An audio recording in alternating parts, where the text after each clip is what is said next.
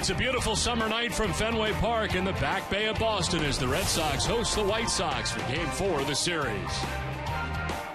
Welcome inside the broadcast booth. I'm Don Orsillo, and welcome to Red Sox baseball. Well, the Red Sox tonight get Dustin Pedroia back. First, it was Jacoby Ellsbury returning for the Red Sox, then Carl Crawford. Now it's Pedroia who bats third after injuring his thumb in a different spot. He'd been playing good baseball before being placed on the DL, and right before it was in Oakland. It started first in Seattle with a game-tying solo home run in the 8th inning. The Red Sox would go on to win in 10, which earns them the split in a 4-game series.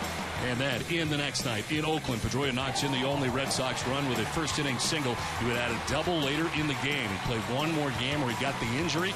Overall, in his last 3 games before going on the DL, he was 4 for 12. We welcome in Jerry Remy. And Jerry, a big win last night for the Red Sox and a big night for Cody Ross. It really was, and especially with David Ortiz going on to the disabled list, the Red Sox needed somebody to step up and take his place and produce some runs, and certainly was Cody Ross last night. 2 home runs in the ball game. The first one he hit was on a fastball inside, a 3-run shot, and then later on in the ball game, another 3-run shot on a changeup that stayed up in the zone. He added a hit later on in the ball game and had 6 RBIs on the night, so a tremendous night for Cody Ross. And when you look at production in right field this year compared to a year ago, it is so much better with Cody Ross out there. A 269 batting average. Last year, only 233. Look at the home runs. He's already hit 15. Last year, a total of 14 coming out of right field. So this guy has really brought a lot to the Red Sox this season. He's played a very good defense in the outfield. He hustles all the time, and he's a run producer. Red Sox going to need some power in the absence of David Ortiz. And last night, Adrian Gonzalez also contributed.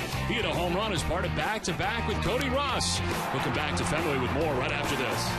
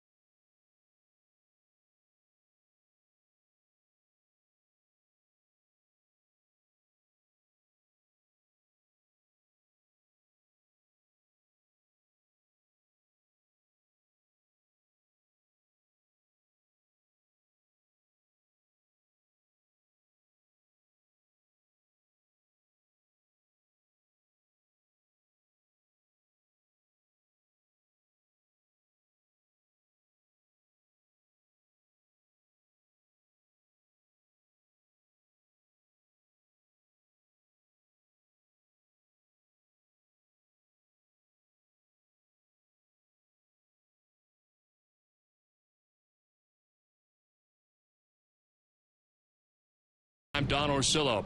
Well, the offense has been outstanding for the Red Sox lately, and overshadowed has been the good work by the bullpen and some of the guys who have been very quietly putting together good seasons. You remember Mark Melancon, who began the year very badly for the Red Sox, was actually banished to Pawtucket, and down there was the closer for the Paw Sox. He comes back, and since then he's had terrific numbers in the pen as Bobby Valentine gains more confidence in him. In 14 games since returning from the Paw Sox, he's allowed only 1 run and 8 hits. He's good for a 0.55 ERA and a 143 opponent average. Of the 14 games he's appeared in since his return, he's not even allowed a base runner in 8 of them. His ERA, which was approaching 50 at the time of his demotion, is now at 5.89. Well, certainly the Red Sox hope tonight they don't need to get into that bullpen early or at all for that matter, as Clay Buchholz takes the hill tonight for the Red Sox. He comes in with a record of 8-3 into tonight's action with a 5.54 earned run average. We're back to the first pitch from Fenway right after this.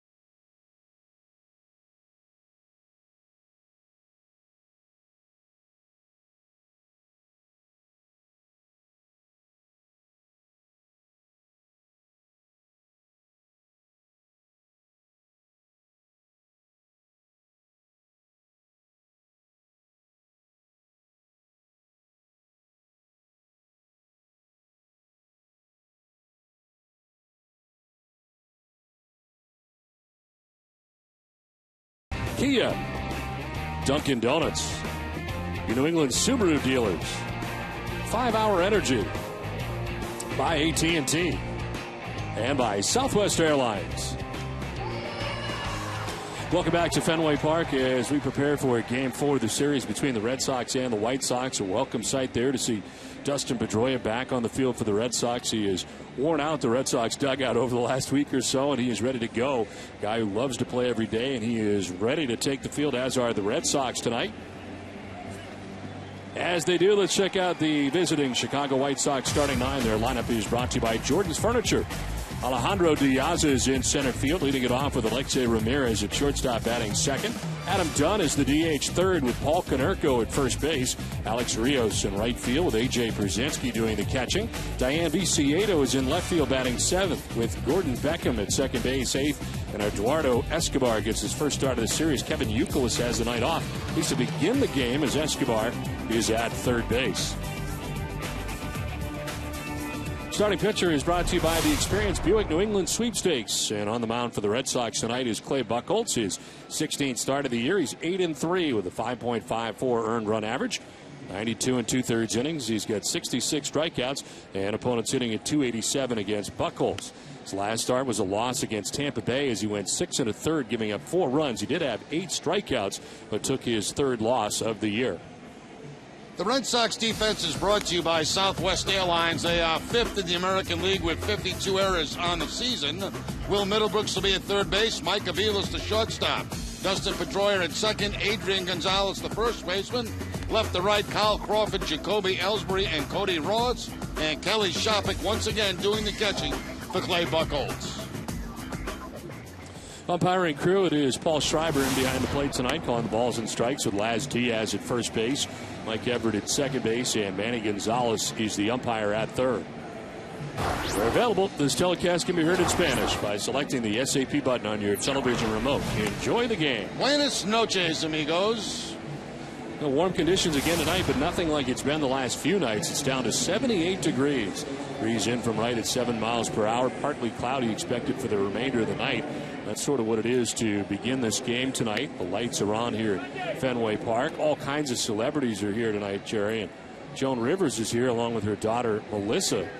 Had a chance to meet them before the game on the field. And Joan is here enjoying one of her first games at Fenway Park. She is a Yankees fan. And from what I understand, she proposed to you. I don't think it was quite that, but she is a very nice lady. She asked if you were married. You said no, and she's available. You're available.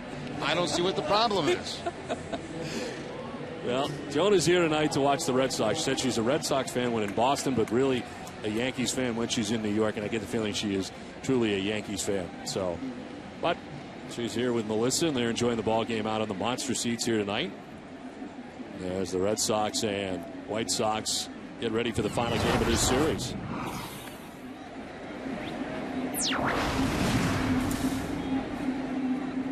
Alejandro Diaz stands in on the left side. Center fielder for the White Sox to lead it off here. Clay Buchholz ready to work. And the first pitch of the ball game is in there for strike one. We are underway. Diaz at .277 with 5 home runs, 35 runs batted in. Buchholz trying to get the earned run average down. It has been going down. It was up over 8 for a while in the first half of the season, but he's got it down to 5.54. The record is very good, coming in at 8-3. Bob McClurg is working on his consistency at this point, and Buchholz at one point had won 4 games in a row before the loss last time out against Tampa Bay. Here's a fly ball out to center field. And there is Jacoby Ellsbury to make the catch for the first out of the game.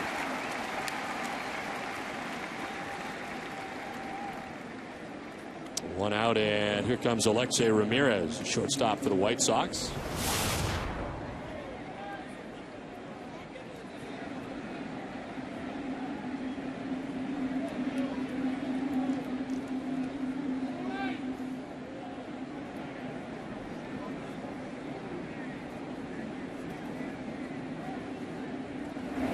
Ramirez fouls it back for strike one. Did you happen to get a picture taken with Of course. Miss Rivers? Yes, I did, of course. You did, yes. It's for the office, and they all end up in the office. And this one I didn't have to cut you out of because you weren't down on the field. No, so no. Happened to be down there with Steve Burton and WBZ as part of our great partnership with WBZ. This is into left field, a base hit for Alexei Ramirez, a one-out single. El Ramirez gets the curveball from Clay Buchholz, and that line drive between Middlebrooks and Aviles for the base hit. So speed at first base, and Ramirez, he's got 12 steals on the season, been caught 3 times. Middlebrooks reaching up, Aviles reaching across, but nobody able to make the play in the first hit of the ball game.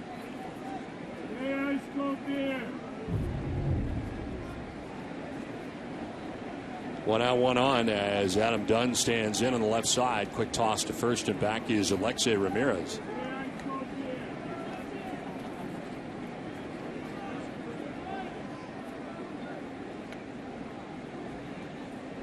Center fielder Ellsbury, step or two towards right center.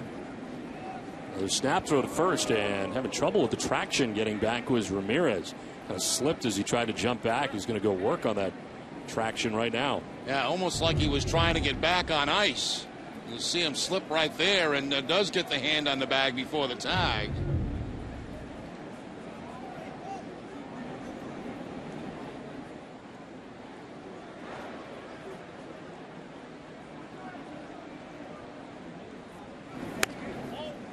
Inside, and it's ball 1 to Adam Dunn. 28 home runs for Dunn. Coming into tonight's action, he's tied with Josh Hamilton atop the American League in home runs and in the majors. Ryan Braun, the leader in the National League, with 26 home runs.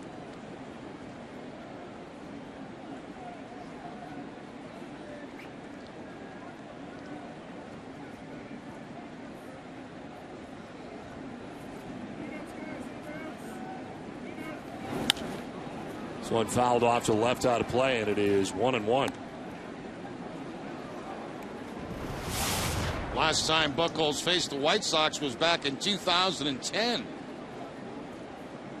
A career record of 1-2 against Chicago White Sox ball clubs. And 0-1 here at Fenway Park. He's given up 9 earned runs and 9 2/3 against the White Sox here at Fenway.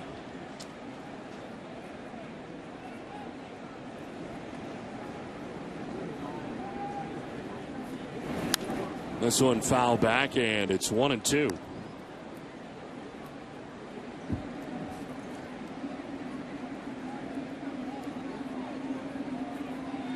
Done with 141 strikeouts on the year. He has walked 73 times coming into tonight's action.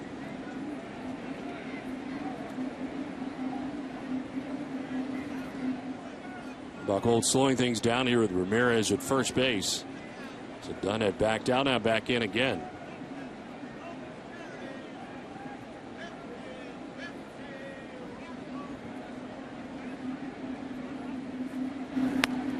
Strike 3 call. Dunn takes a look, doesn't like it. First strikeout for Buchholz of the night. That's the changeup from Clay Buchholz. Had a very good one last time out against Tampa Bay. Picks up the outside corner with it. Pretty nasty pitch, tough pitch to take with 2 strikes. And Buchholz picks up his first strikeout of the night. He had 8 Ks in 6 1/3 last time out against Tampa. 2 down, Ramirez at first base for Paul Konerko. 322, 14 homers, 44 runs batted in, batting out of the cleanup spot for the White Sox.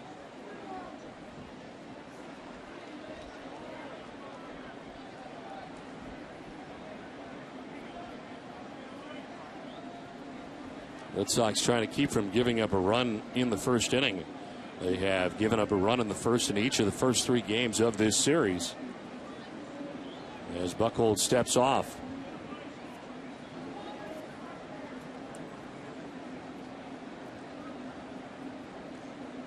Kevin Youkilis, as you mentioned, with the night off to start the ball game after playing 3 straight here at Fenway Park.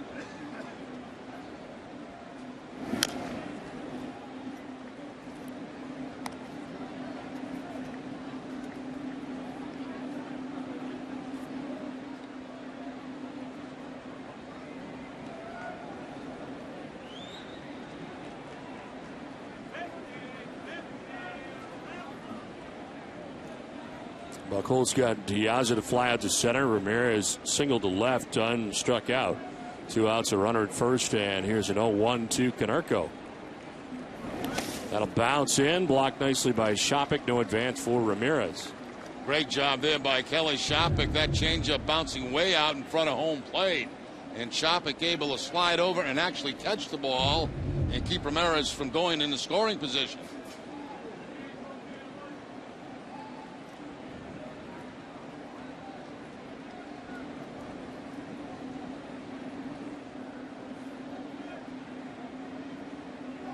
Throw to first, and Ramirez kind of lunges back at the bag.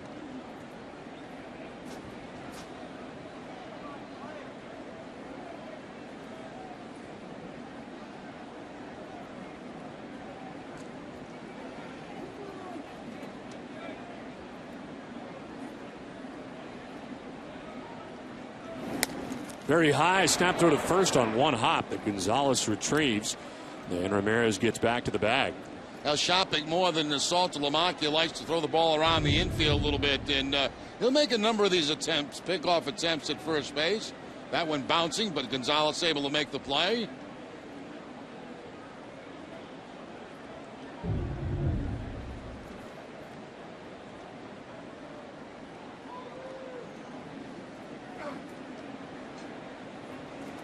Another throw over, another low throw over, and Gonzalez able to retrieve it again out of the dirt.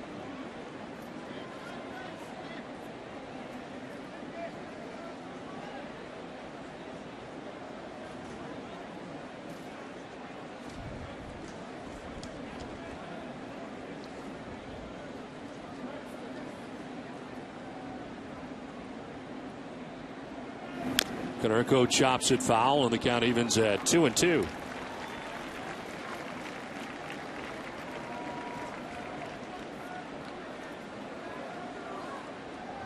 On deck is Alex Rios. The White Sox batting here in the first inning. Wind is now blowing straight in here at Fenway Park from center field as it is shifted.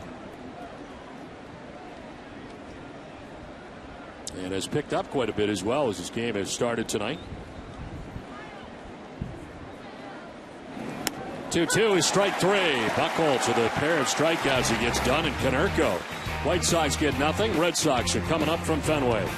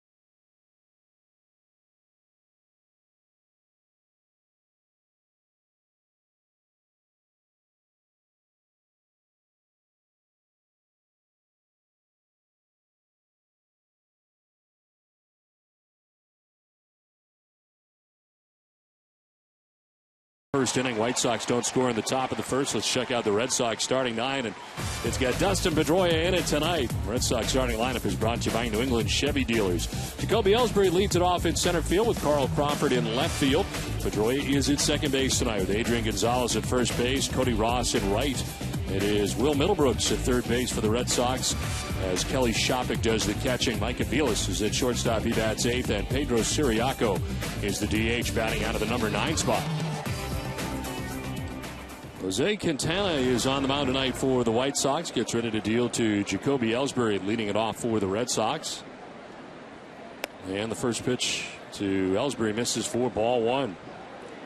And the left-hander on the mound tonight for the White Sox makes his 12th appearance, 10th start. Comes in at 4-1 with a 2.60. Ellsbury to right. Rios is there and makes the catch. You get a real good read at that one. It was kind of hooking away from him, but he makes the grab for the first out. Looked like it was bouncing out of his glove, too, and he caught it the second time. A sinking line drive from Ellsbury off the left-hander. Rios surrounds it, bounces, and bounces back into the glove.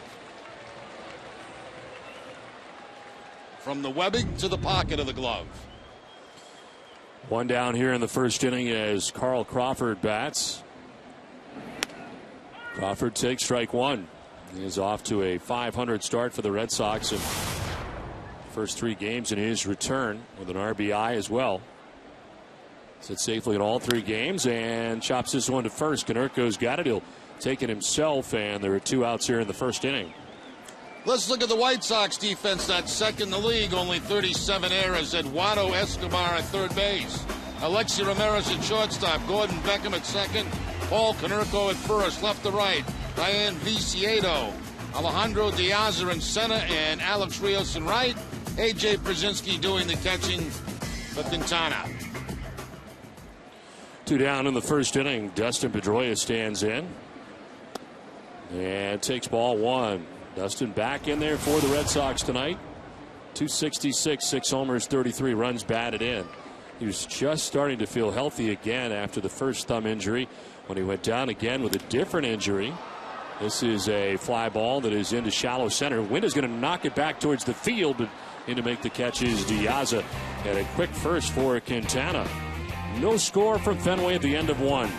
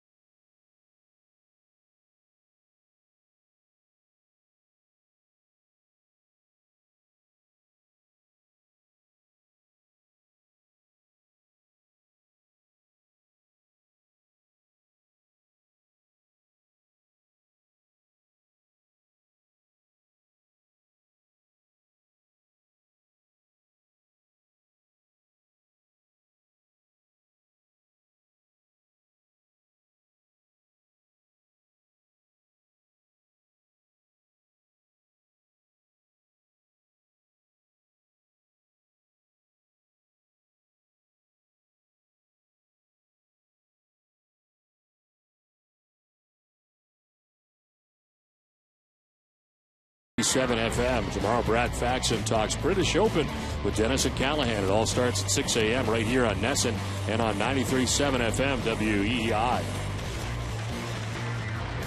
was 6-pitch bottom of the first inning for Jose Quintana, and the Red Sox are down in order. It's on to the second inning without a score, and it's Alex Rios, A.J. Pierzynski, and Diane Viciedo expected to bat here for the White Sox. 2 strikeouts in the first inning for Clay Buchholz, allowed 1 hit.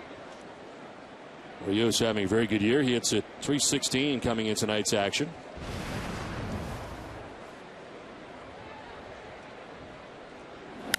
Rios skies one to center field. Ellsbury had started in, now over. Wynn's going to push it, and he'll go all the way over into right center to make that catch. Wow. 1 out here in the second. Yeah, what a difference. Right at the start of the game, the wind started blowing in from center field, and that's something outfielders and infielders are going to have to be aware of. See Ellsbury stopping, going back, now has to come in a number of steps to be able to make that catch on the fly ball. Calling all the way, though, had complete control. This can't be good. There's no rain expected, though, I don't think. I don't think so, Don. A.J. Pierzynski taking ball 1. With the score 10-1 last night, a lot of the White Sox got the remainder of the game off. Pierzynski taking the last couple of innings off last night. He likes to be in there every day. Back in there again today with count now 2-0. Good numbers against Buchholz, 5-9 in his career against Clay. He's first in games caught in the American League with 77 now. And a pitch down and in as Buchholz falls behind 3-0.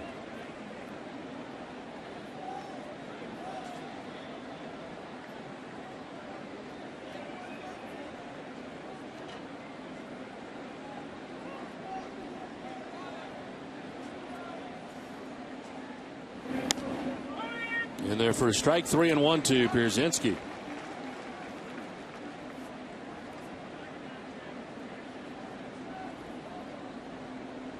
Back on July 4th, played in his 1,500th game as a catcher. To right field, and that's going to get in for a base hit in front of Cody Ross. 1-out single for A.J. Pierzynski, the second hit of the night for the White Sox. Now Pierzynski's success continues against Buchholz. Now 6 for 10. Takes the fastball that's away and hooks it in the right field for the base hit in front of Cody Ross. So 1 on with 1 out here in the top of the second inning.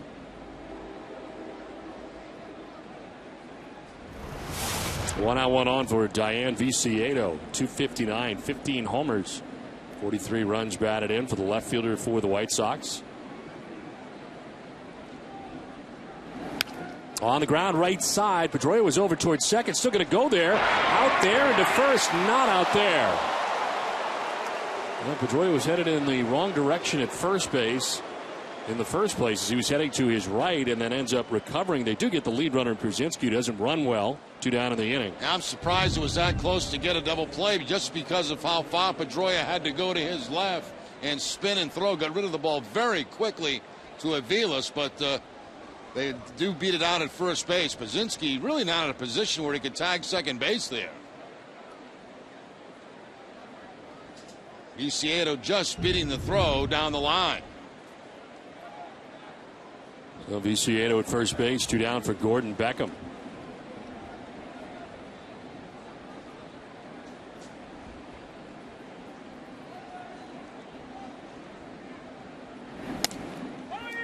In there for strike 1 to Beckham. 235, 9 homers, 38 runs batted in for Beckham.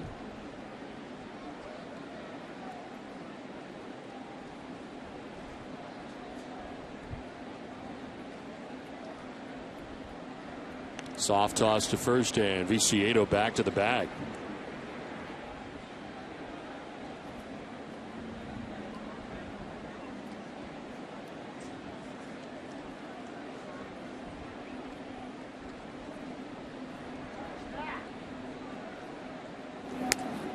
White Sox in a long stretch in which they will play away from U.S. Cellular Field in Chicago. 16 of 19 on the road now for the White Sox to open up the second half of the season. It's okay for Robin Ventura because this White Sox team has played very well on the road. They come in at 26-19 away from Chicago, 24-22 at home.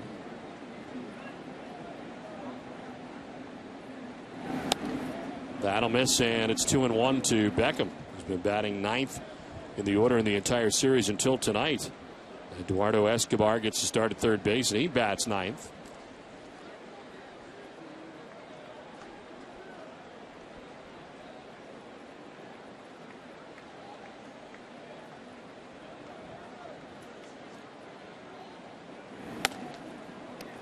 Three and one.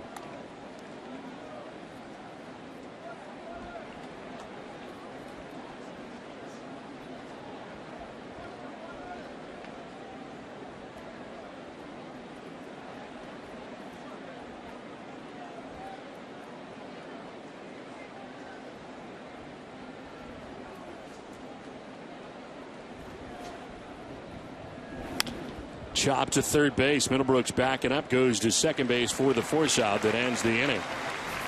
We played an inning and a half from the Fens, no score.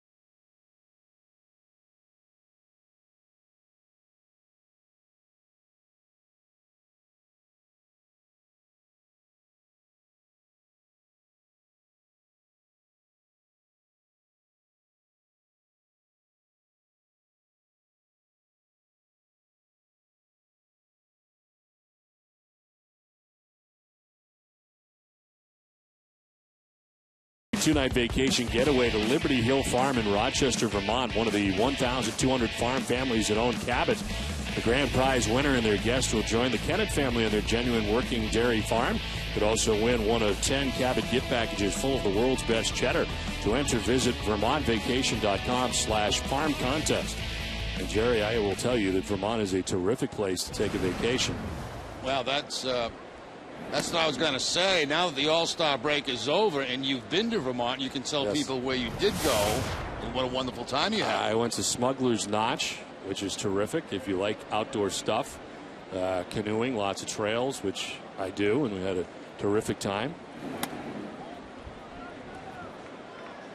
You saw some of the footage with Wally, I know, before, which was right after the All-Star break. Yes. Went fishing. We did all kinds of stuff together. We had a great time. But Vermont is terrific. In there for a strike, and it's 2-1. Yeah, if Joan Rivers has not been to Vermont, she should go to Vermont. Vermont is. Well, maybe she'll take you there. Vacation destination.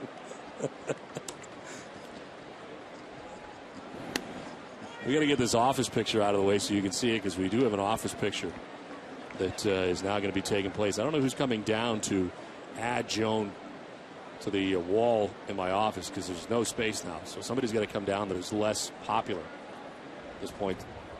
Well, feel free to take me down if you like, Don. That's okay. And you can add that, Joan and Melissa. We've added Joan and Melissa. That'll be on a wall. It's like a lovely family. And Joan hasn't had any work done either. Not at all. That's the amazing thing, you know. It's on the ground to second. Beckham will fire to first. And Gonzalez is retired. One down in the second inning. 4 in a row retired by Quintana. Red Sox getting their first look. It'll be interesting to see how they do second time through.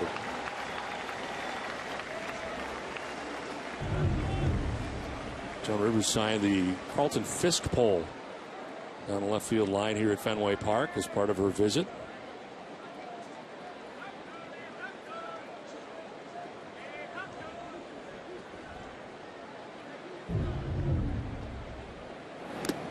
This has been Joan all the time here in the first couple of innings here at Fenway Park tonight out of the gate. It's been Joan right from the open, right from before the open. As soon as you met her down in the field, that's all you've been talking about. Joan Rivers. She's a very funny lady. Terrific. She'd have you laughing all the time, Don, which is something you need. It's a 1-0 to Cody Ross. Is outside 2-0. What a night for Cody last night. 2 home runs, both 3-run shots for Ross. And you see his swing here at Fenway Park. It is perfect for the monster, and it's really what the Red Sox need in the absence of David Ortiz. They need some power coming from some other places. And Cody Ross, with his 2 home runs last night, now has 15 on the year. David talking before the game about his frustration. He's having a good time now, but he's certainly frustrated by being on the DL at the moment. And we will get you caught up on his comments from before the game.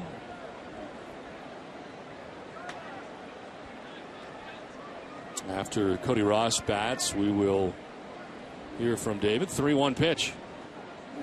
Ross to center field. Diaz coming in. It's sinking, but he makes the grab as we send it down to Jenny Dell. Don, sporting a black walking boot earlier today in the clubhouse, David Ortiz expressed his frustration for being placed on the 15-day DL with a strained right Achilles tendon. I want to be in the field like usual, but there's things that we can really control. Probably that's one of it. So I'm a little frustrated. Ortiz feels like he's going to get right back into the swing of things. He was able to get into the gym late this afternoon, and his doctor told him that he should be fine to take some swings in the cage tomorrow, wearing his boot, of course. Jerry Ortiz says he'll be wearing the boot for another 4 or 5 days. Well, hopefully, that's good news. I mean, hopefully he is in the cage and taking some swings and able to keep some of his timing, some of his strength, some of his stamina, and it won't be that long that he goes without hitting before he returns to the Red Sox lineup. 0-2 pitch missing to Will Middlebrooks, who bats with 2 outs here in the second inning. Sounds as if the second look at his Achilles heel situation was virtually the same result they got the first time, as this is back to the mound. And Quintana has very easily retired the first 6 Red Sox he's faced in the game. We play 2 from Fenway without a score.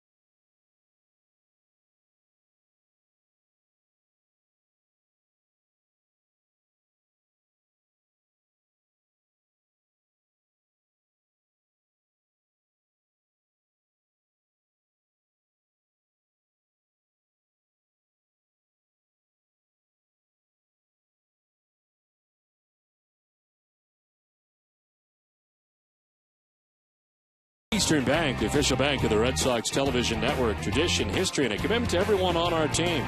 These are just a few of the things Eastern Bank is made of. Find out more at easternbank.com. Third inning back at Fenway without a score. Red Sox and White Sox game 4 of the 4-game series. And Eduardo Escobar to lead it off here for the White Sox in the third inning.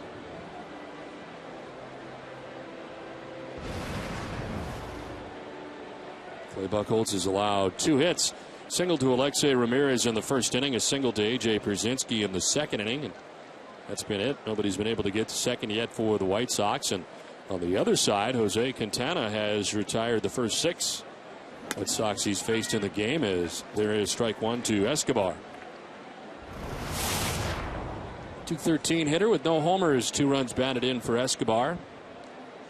He's made 13 starts now at third base, 4 at second and 2 at shortstop. Utility player for the White Sox. Reaches out and just slaps at it, grounding it foul. Had Middlebrooks in very close at third base, expecting the possible bunt and trying to slap the ball by Middlebrooks. See how close Will is at third base, but now with 2 strikes, he can move back.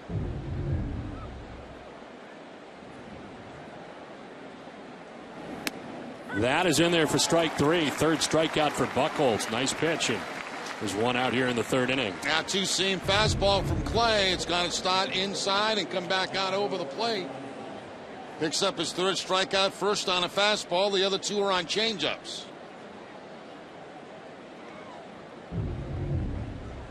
One out in the third inning is Alejandro Diaz at bats. He flied out to center field in the first inning.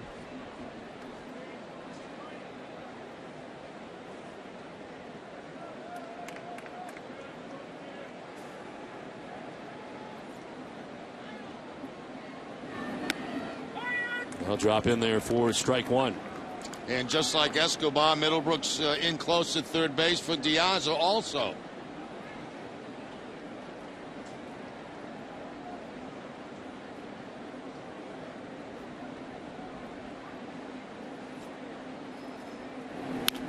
On the ground, foul over by the photographers well beyond the Red Sox dugout.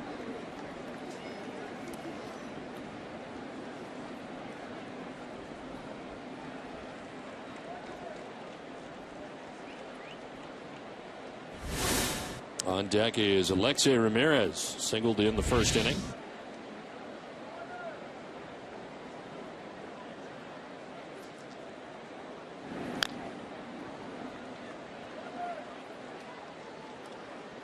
White Sox coming in with a 2.5 game lead over the Detroit Tigers in the American League Central. Losing here last night as the Red Sox winning big 10-1.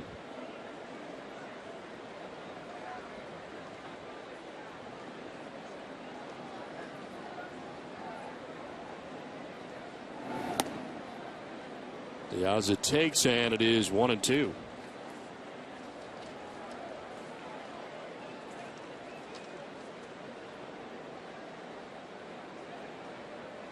Red Sox have won their last 5 series in a row coming into this series. So they hope to gain a split in tonight's action. But the Red Sox have other ideas. Chance to win this series. 1-2 is sliced foul and hangs at 1-2. Hitting the road, take the Red Sox with you. Subscribe to MLB.tv today to see every Red Sox out-of-market game live and online and on your favorite devices in HD quality. Visit redsox.com to order and get more details. MLB.tv, baseball everywhere. 1-2 pitch is line foul.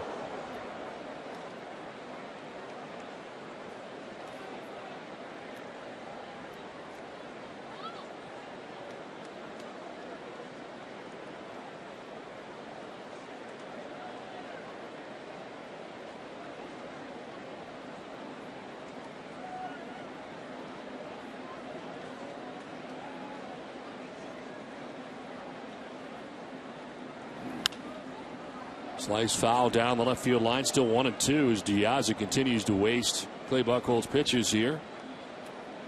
8th pitch of the at bat coming up for Diaz. Red Sox leading the season series 5-2. Red Sox have hit it just 208 in the season series against Boston.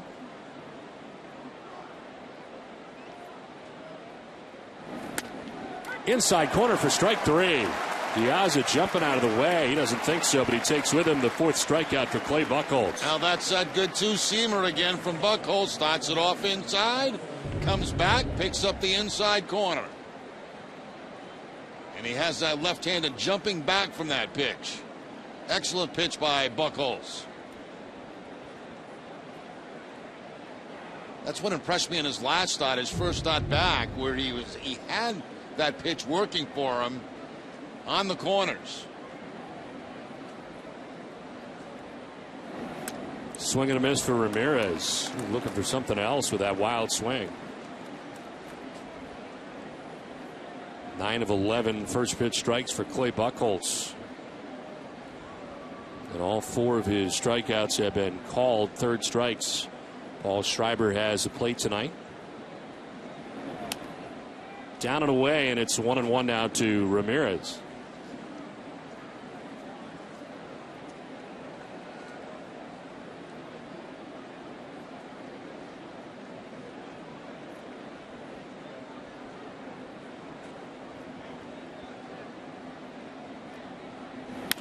On the ground towards short. Aviles gets the hop up by the knees and throws to first for the out that ends the top half of the 3rd inning. With your 2.5 from Fenway, no score.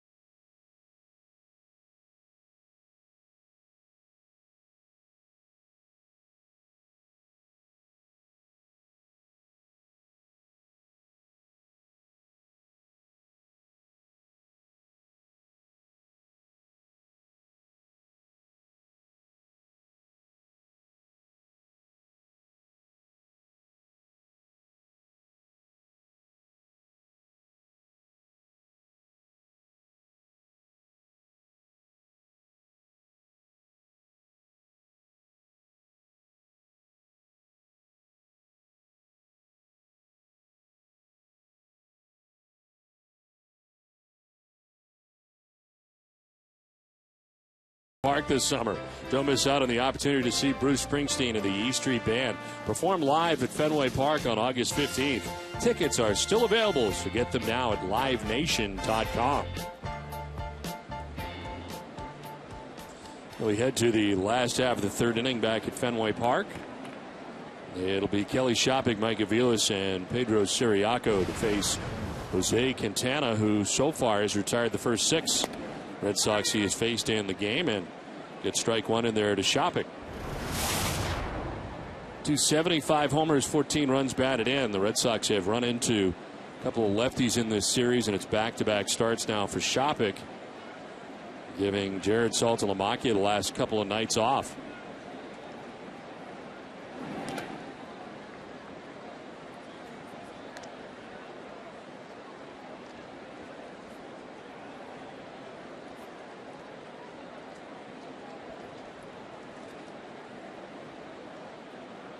Quintana, a 23-year-old left-hander, 10th major league start, overall his 12th appearance. Part of this young staff now all of a sudden for the Chicago White Sox. 1-1 is going to miss. 2-1.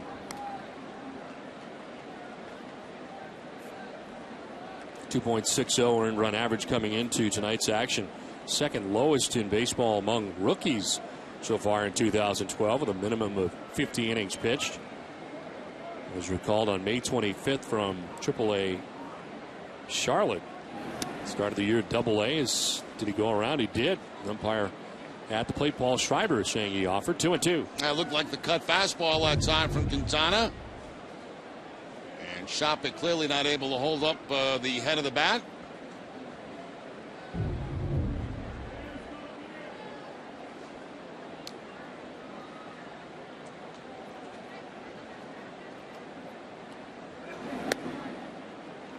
Full count now to Shopik with Mike Aviles waiting on deck.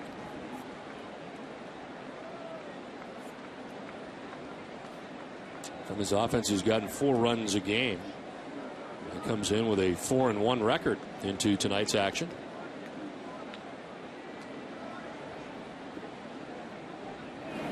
Swing and a miss. Shopik strikes out.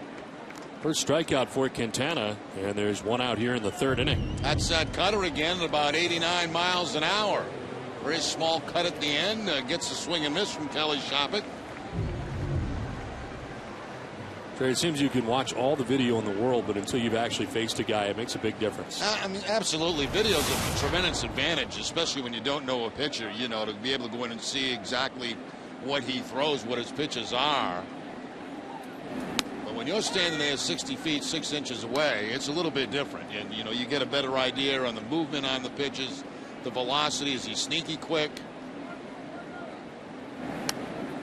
Find it interesting how different players who haven't faced pitchers try to see what that particular pitcher has done against a hitter that reminds them of themselves, that type of hitter. That's what Manny Ramirez used to do. He used to watch how pitchers pitched to A-Rod, and he used to get an idea of how he thought they were going to pitch to him. Found that interesting. That was in Baltimore, one of Manny's last couple of years here with the Red Sox.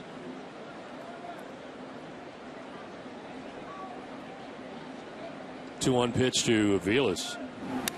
This one is fouled straight back. Could you, in your era, rely on scouting reports that much on a pitcher? No, not very much at all. You know, the scouting was not what it is today, not anywhere near that.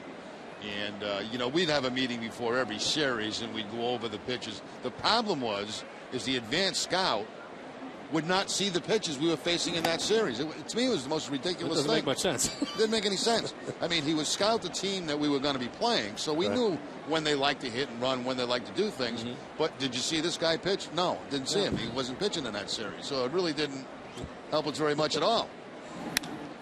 This is flared to right center. Diaza on the run will get there. He's got good speed. Shows it off there for the second out of the 3rd inning. 2 down. Actually, some of the meetings were quite hilarious. They were, you know. I mean, Yaz was famous for saying he'll pull in this part. You know, he'll try to pull in this part.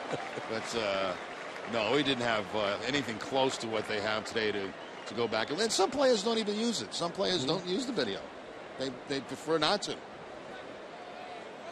Well, it seems like players have much more information today, video or otherwise, scouting-wise, on what a pitcher is going to do.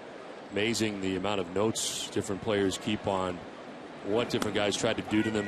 And it's amazing to me what guys remember, too, as far as what pitchers tried to do to them over their past. Absolutely, and especially with men in scoring position, that's a good way to find out how they're going to try to get you out in key situations. This is lined into left center field. It'll get in for a base hit. Over is Diaza, gets by him to the track of the wall. And Siriaco is going to try for third. He's got good speed. He's got no problem getting there. Well, today before the game, Bobby Valentine talking about Siriaco. Some wondered whether he'd be here today with the addition of Dustin Pedroia, but it is Mauro Gomez who is sent back to Pawtucket. And Siriaco remains in the roster, not only on the roster, but as the DH tonight, and he gets a triple. Looks like an off-speed pitch, a changeup that he goes down and finds that hole, gets it under the glove of Diaza. I would give him a triple on that. They did. So with 2 outs, Siriaco standing at third base.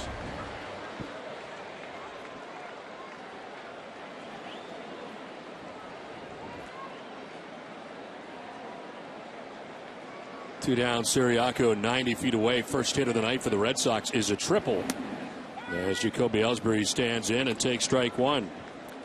So Quintana retires the first 8 Red Sox he faces until that triple by Pedro Siriaco. Now working from the stretch for the first time tonight.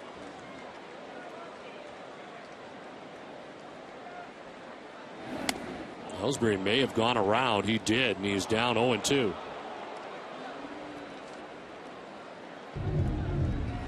Fastball inside the Jacoby, and yes, he does lose control of the bat. You see those wrists break, and quickly down, no balls and 2 strikes.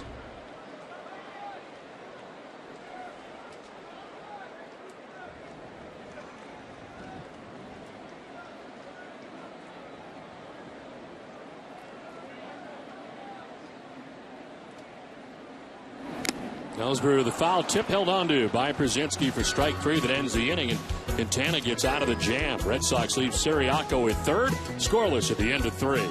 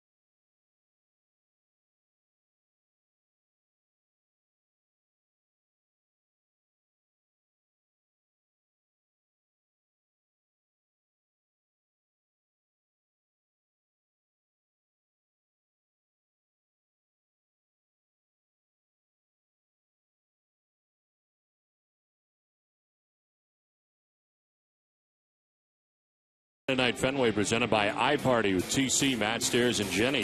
The preview of the series opener with the Blue Jays. They come to Fenway for the weekend without Jose Bautista, who's on the DL. Plus, the manager Bobby Valentine will join TC and Matt on stage to discuss the state of the team. That and much more tomorrow at 5:30 only on NESN. Owner Robert Kraft is here tonight and by the Red Sox dugout, as the Red Sox and White Sox play here into the top half of the 4th inning. It's almost that time of year again. Patriots will be here before you know it. Camp will be starting very soon, won't it?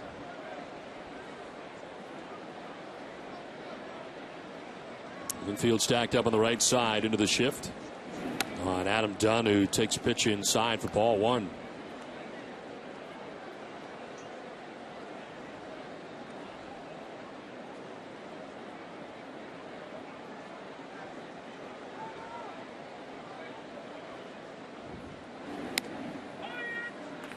In there for a strike, and it's 1-1.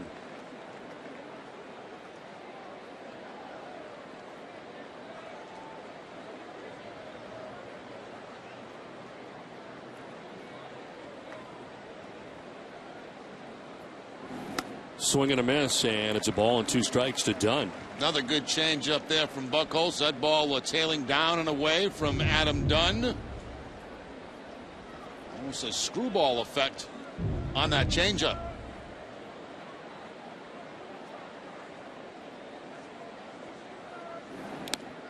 That'll skip in and even the count at 2-2. Well, Buchholz was struggling earlier in the season. He was getting plenty of run support, and his record has always been good this season. As he comes into tonight's action, he's 8-3 on the year. Had some tough outings early on, but the Red Sox offense helped him out as this will miss away, and it's a full count now. Second in the majors with over 7 runs of support per 9 innings. He's only behind his teammate, Felix Doubront, who's gotten over 8 runs a game of support. He's got received at least 7 runs in 8 starts. This one is fouled back and out of play.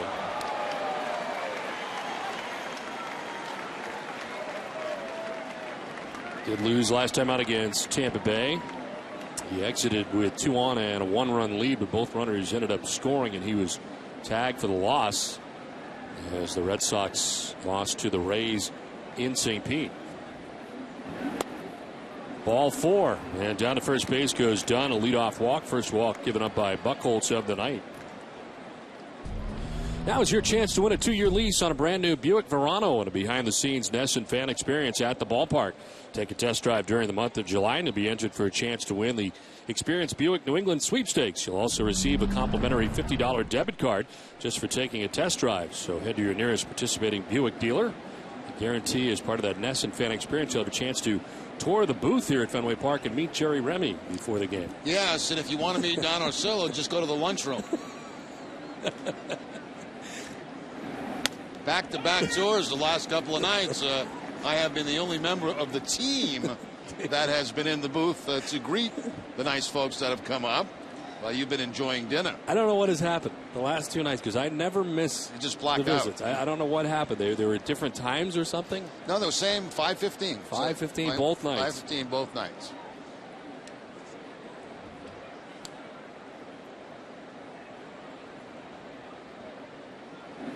As I said last night, they have no interest in meeting me whatsoever. So really, the only one that needs to be here is you, because that way they get the photo, they get the autograph, they get the whole thing. They really, and plus the booth isn't very big, and I take up space. So let me tell you something. This is the folks tonight asked where Don was, and I said, Don, if I had to take a guess, is probably having dinner.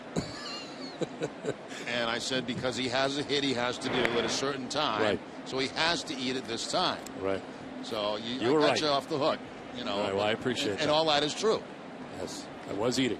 But I was in the booth and I greeted the nice people that came up, so it was fine. Paul Konerko struck out looking in the first inning.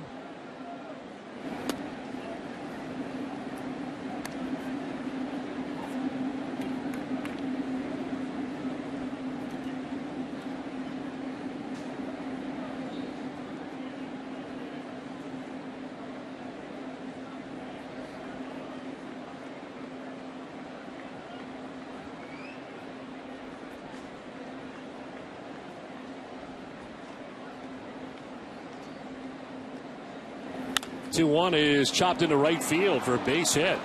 Dunn will touch second. He heads for third. The throw from Ross to third base is going to be close, and it is not in time. Middlebrooks looked like he thought he had him. Nice throw from Ross, and getting in is Dunn on the base hit by Konerko. We've seen Konerko go to the opposite field a few times in this series, and this is a very close play at third base. Good job by Cody Ross charging this ball. Makes a very strong and accurate throw to Will Middlebrooks. And just in safely, the foot before the tag, is Adam Dunn. It's about the third time I think Konerko's going to the opposite field in this series.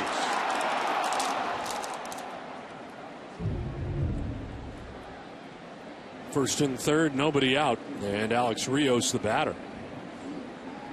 Flied out to center field in the second inning as he takes ball 1. Key matchup brought to you by your New England Acura dealers. Alex Rios against Clay Buchholz, just 2 for 12. Includes a fly out to center field in the second inning.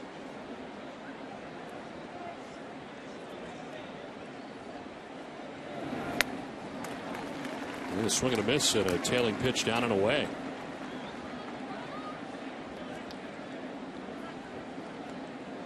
Three hits in the game now for the White Sox. Single for Alexei Ramirez, single for A.J. Pierzynski, and Single for Paul Konerko. They are threatening here. First and third. Nobody out in the fourth inning.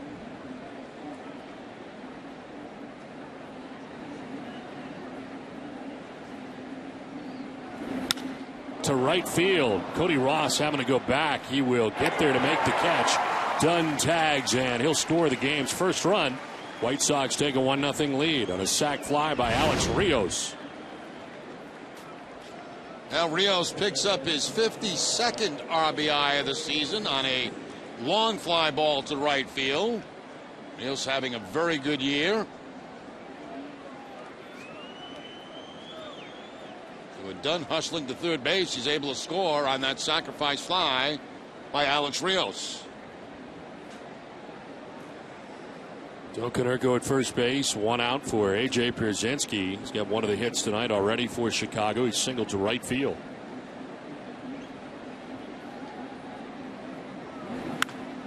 Lines this one foul down towards Canvas Alley. Pierzynski, 35 years of age. Originally a third-round pick by the Minnesota Twins. Started with the Twins in 1998, was a Twin through 2003, then San Francisco for a year, and now has been with the White Sox for the last 8 seasons. Hooks it again down in that general direction. That's back-to-back changeups they have thrown at Pierzynski, and both times out in front of it with the contact.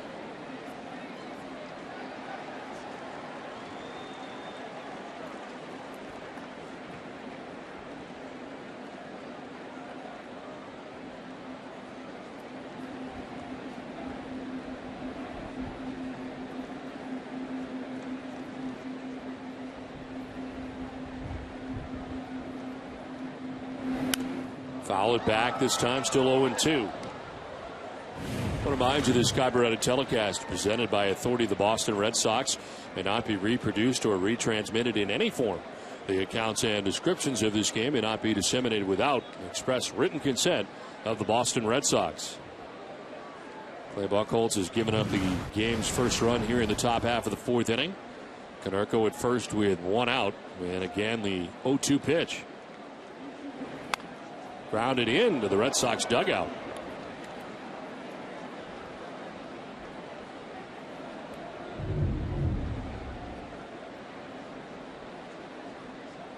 That get Bob McClure? He got over his head, but got the back of Bobby Valentine, and then apparently down the runway.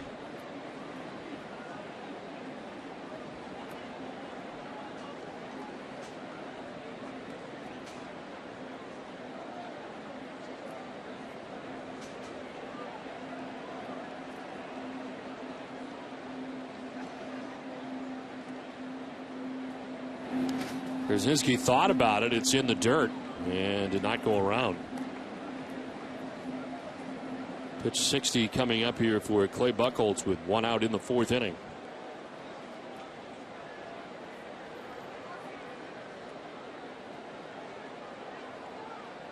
Paul Konerko and AJ Pierzynski, the lone remaining players from the White Sox 2005 World Series Championship Club. And a swing and a miss. Strikes out. Not happy about it. He'll head to the dugout. 5 strikeouts for Buchholz. Kept him off balance in that entire at bat. A lot of change-ups that time at Pierzynski. The change-up again. This one down out of the strike zone, and Pierzynski chased it.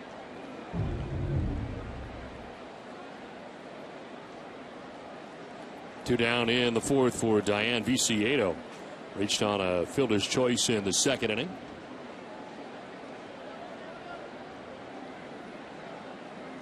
Viciedo is 23 years old. Born in Cuba, resides in Miami. Yes, he takes strike one.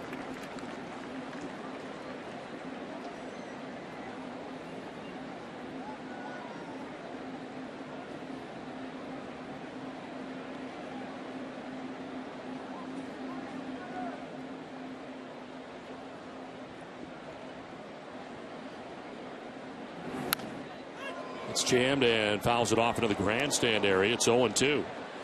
Red Sox Nation, if you need medical care at Fenway Park, visit the Beth Israel Deaconess First Aid Stand behind Section 12, Beth Israel Deaconess Medical Center, official hospital of the Boston Red Sox. Visit them at bidmc.org.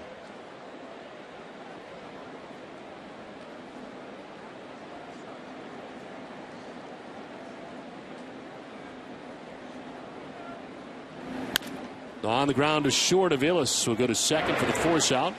That will end the top of the fourth inning. But a run in for the White Sox. They strike first, take a 1-0 lead.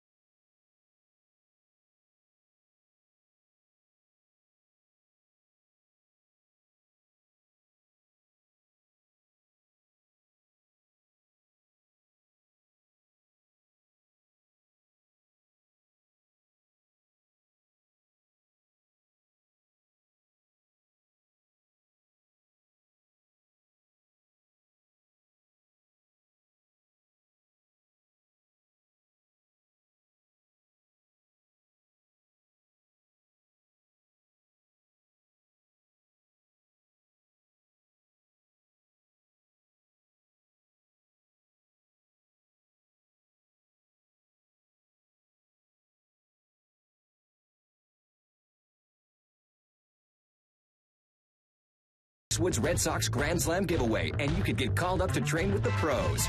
Play on the field, get your own locker, wear an authentic uniform, and more. Enter at Foxwoods, official partner of the Boston Red Sox. Learn more at foxwoods.com. Bottom of the fourth inning as Carl Crawford leads it off and takes a look at strike one from Quintana as the White Sox get a run in the top half of the fourth inning and take a 1-0 lead. Crawford grounded out to Konerko at first base in the first.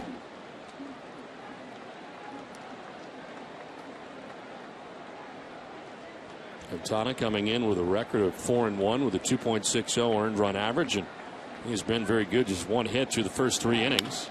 Crawford will ground right side. Beckham sliding to his left, throws him out for the first out of the fourth inning. The Boston Globe wrote the book on Fenway. Get the new book from the Boston Globe and Running Press, Fenway Park, and relive 100 years of baseball history. Available wherever books are sold. One out in the fourth, and that'll take us to Dustin Pedroia. First night back for Dustin, fresh off the DL. Flied out to the warning track in center field in the first inning.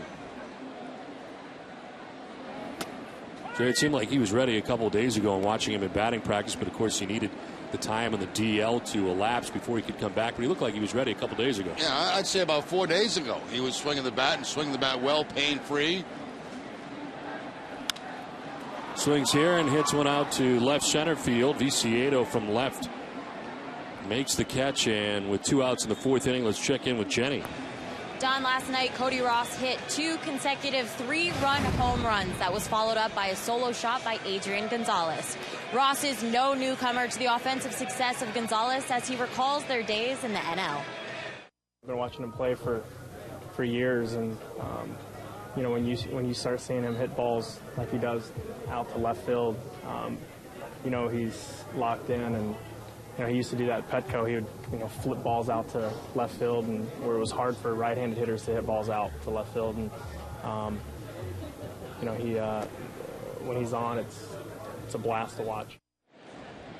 Gonzalez leads the majors with a .404 average with runners in scoring position. He matched last season's high with 3 hits and 4 RBI last night, and has hit safely in 22 of his last 23 games. Don? Well, Jay, thank you very much. This time he flies out to center to Diaz. Red Sox are down in order. It's 1-0 Chicago.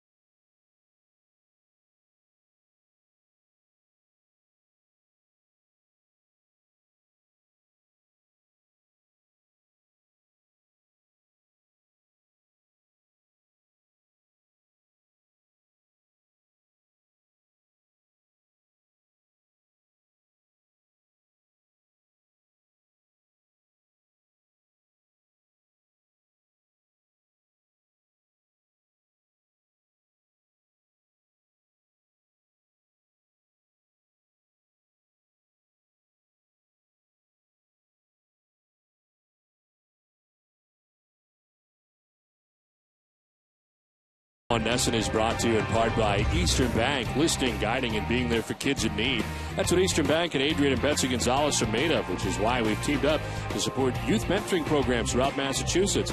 Find out more. Go to easternbank.com/Adrian.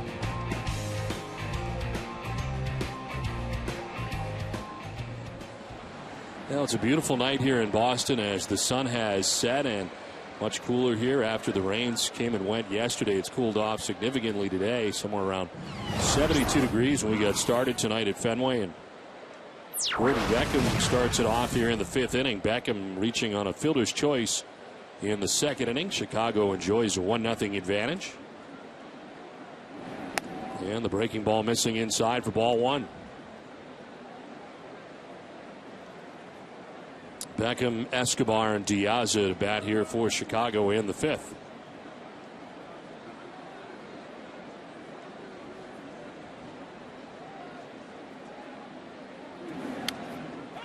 On the outside corner, it evens at 1-1.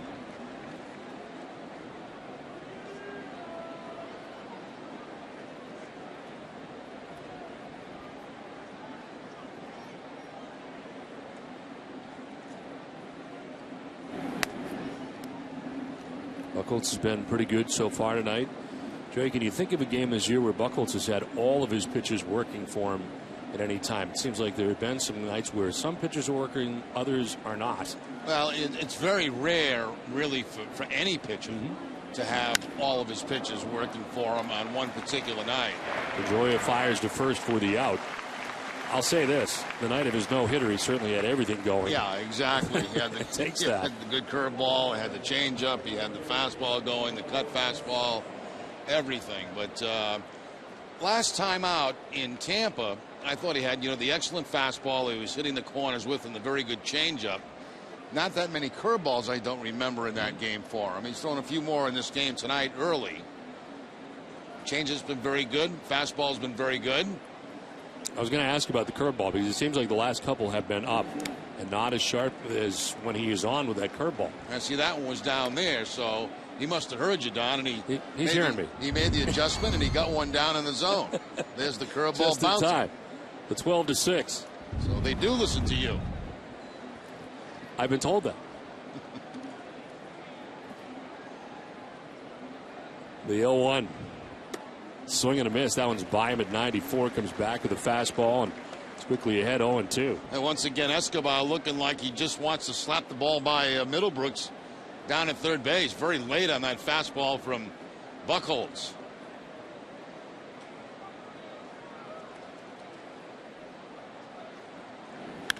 Breaking ball right back at him, and a nice snare by Buchholz. Got it belt high and on a line, and he makes the grab. 2 down in the 5th. Now there's a curveball, and that one kind of hung up in the zone, and the line shot right back at Buchholz, but right into the glove. Fortunately, Buchholz getting that glove up in time and takes a base hit away from Escobar. 2 down here in the 5th. And it is back up top for Alejandro Diaz. 0 for 2 in the game. He's flied to center and struck out looking.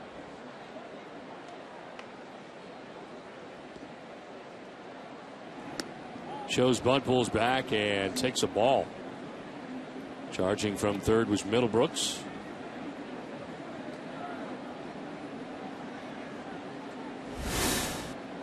Alexei Ramirez on deck for the White Sox.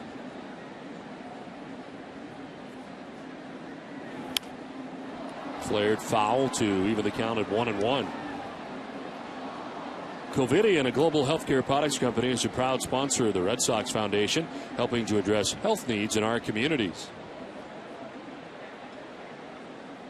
2 outs in the top half of the 5th inning with the White Sox on top 1-0 as Clay Buchholz brings a 1-1. And the bunt showing is it's 2-1. That just misses and clanks off Shopping.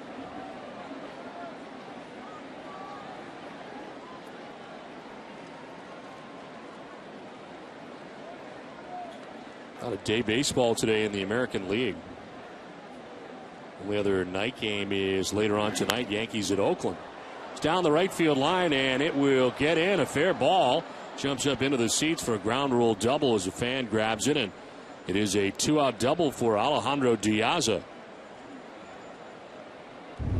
Now the White Sox get him in scoring position. 2-out changeup right there from Buchholz, but it stays middle plate, and the ball bouncing up into the stands for the ground rule double. So with 2 outs, Chicago has Diaz in scoring position. There's Alexei Ramirez, who's already got a base hit tonight off Buchholz, a single in the 1st inning. Grounded out to short in the 3rd, 1 for 2.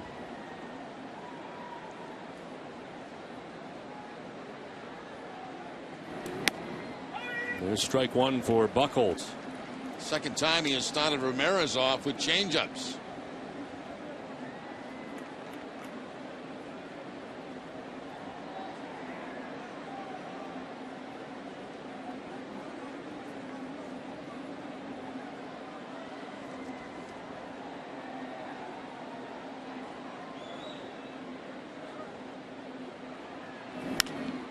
In the air to left center field. On the run is Ellsbury. Jacoby gets there, makes the catch that ends the top of the 5th inning. We are halfway through this one with the White Sox on top 1-0.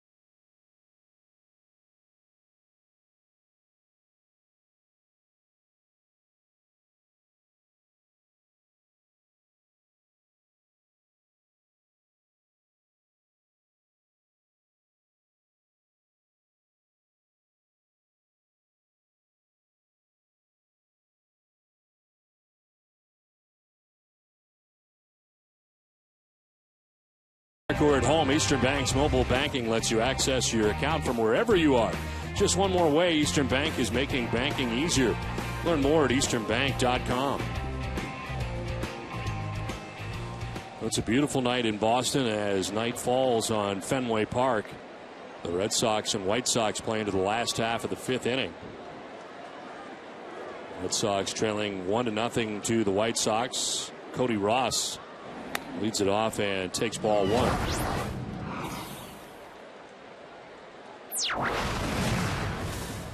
It'll be Ross, Middlebrooks, and Shopik here in the 5th inning.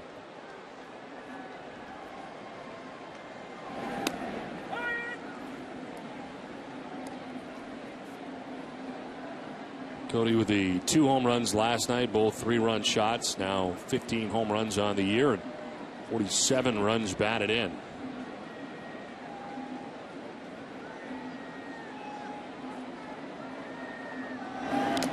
If you saw our open tonight, we showed you that graphic how right field is getting much more production this year than it did a year ago from the Red Sox out in right field. Something tells me we'll see that graphic again now that you mentioned it. See what Cody Ross has done so far. Out homered what the Red Sox did last year in right field. 15-14 already. On base and slugging, very impressive. 2-1 is fouled off to the right. Gives us a chance to check out tonight's AT&T trivia question. The question tonight: who holds the Red Sox single season record for multi-home run games? We'll have the answer for you a little bit later.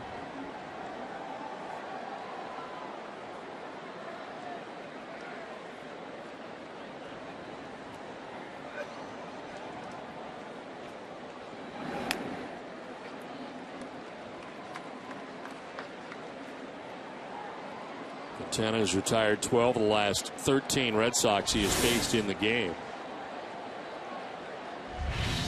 Ross, Middlebrooks, then Shopik in the inning. Here's a 3-2 pitch.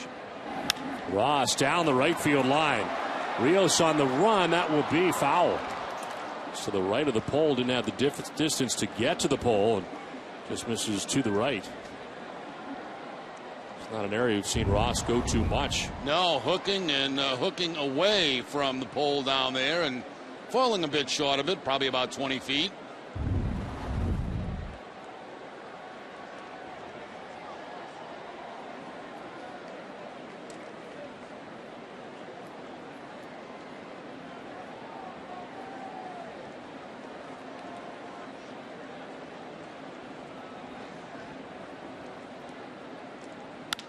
In the air to deep left center field for Ross. Back goes Diaz and Viciedo at the wall. It'll be caught. Viciedo right at the scoreboard makes the grab as Ross makes a bid out to left field. He thought he got more of it, at least to get onto the wall. I thought he had enough. Now he's going to look up at the how he made contact on the scoreboard. On a normal night at Fenway with the wind blowing out, that's probably a home run. But tonight, as we mentioned, the slight breeze blowing in knocks the ball down, and Viciedo has got about 5 feet till he gets to the wall. Ball off the bat. I thought that ball had a chance, but you see the breeze blowing straight in tonight. Very, very strange for this time of year. Middlebrooks grounds one up the middle, but Beckham is there, takes it on the backhand and throws out Middlebrooks. 2 down in the inning. Dunkin' Donuts is proud to give back at every Red Sox home game. Dunkin' hosts a nonprofit children's organization. Thousands of kids had the chance to catch a Red Sox game thanks to Dunkin' Donuts. Today we welcome New Life Christian Church from Hudson, New Hampshire. Dunkin' Donuts, committed to the community. 2 outs in the 5th inning, and Kelly Shopik, the batter, struck out swinging in the 3rd inning. One of 2 Ks for Jose Quintana in the game.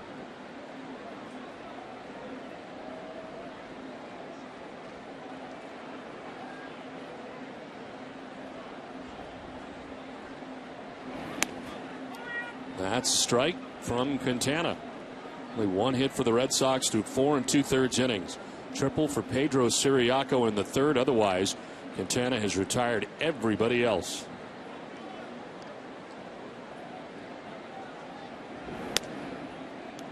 Red Sox have not been able to do much in the adjustment way here. 2nd time through against Quintana.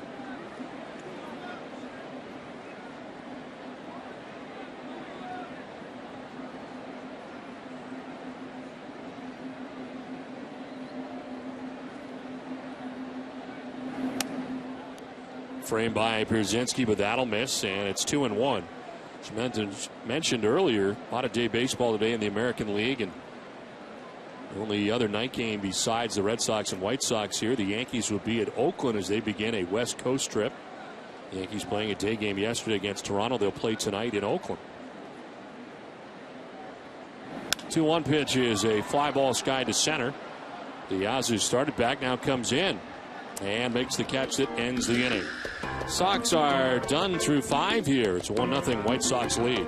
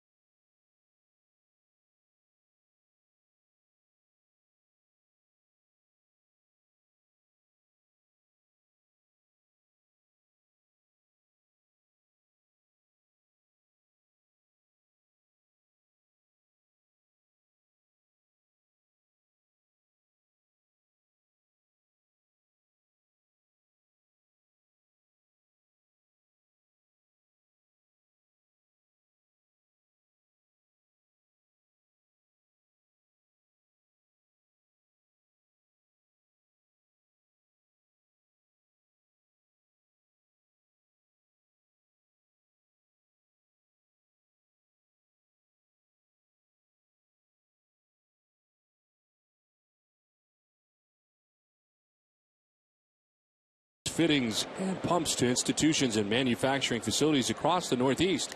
Selection, expertise, solutions. We've got it. Visit fwweb.com. Let's on to the 6th inning here at Fenway Park with the White Sox on top 1-0. Well pitched game on both sides. Clay Buchholz and Jose Quintana.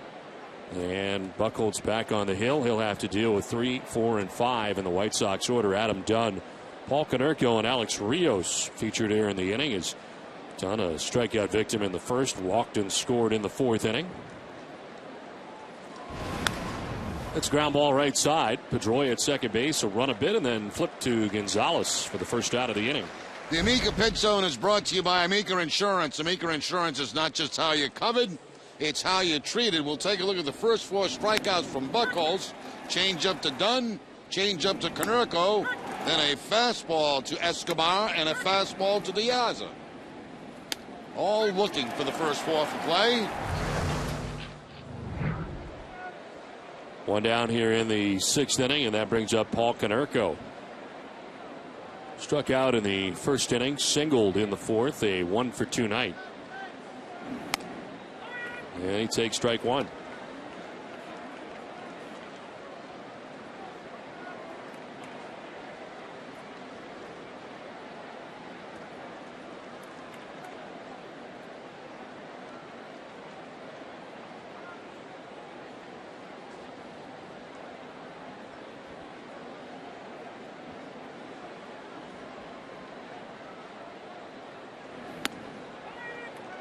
That's strike 2, and it's 0-2.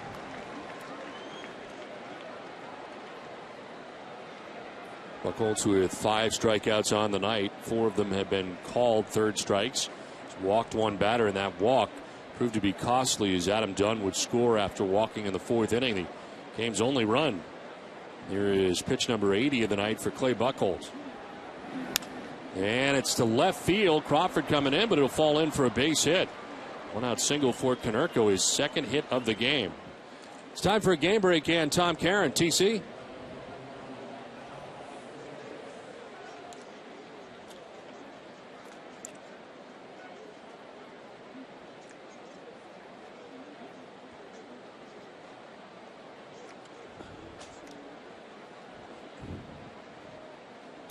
Okay, Tom, thanks very much. Here it is 1-0. White Sox on top of the Red Sox. One out in the 6th inning. Paul Konerko at first base, and Alex Rios is the batter.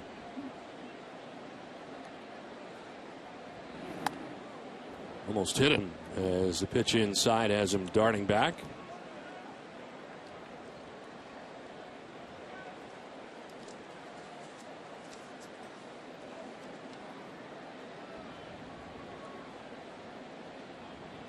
Rios hitting at .323 on the road. That's good for 4th in the American League in that category.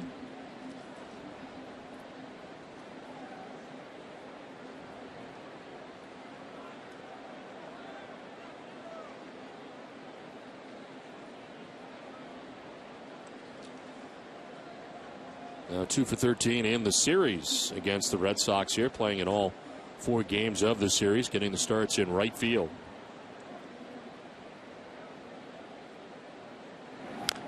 Here's a ground ball foul, 2-1. Rios, formerly a Toronto Blue Jays first round pick, 19th overall, 1999.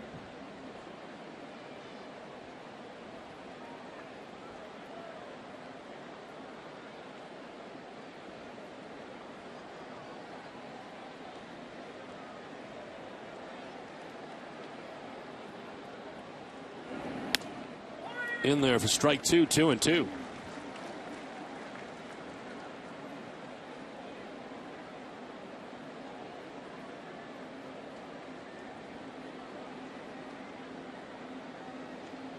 Rios born in Coffee, Alabama, but resides in Puerto Rico during the offseason.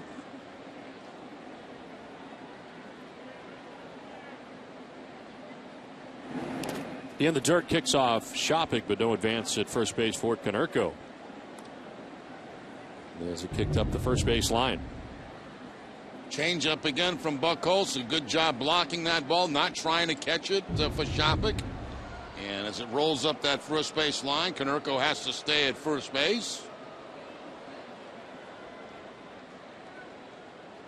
Something loose, I believe, out in center field, or time call for a second.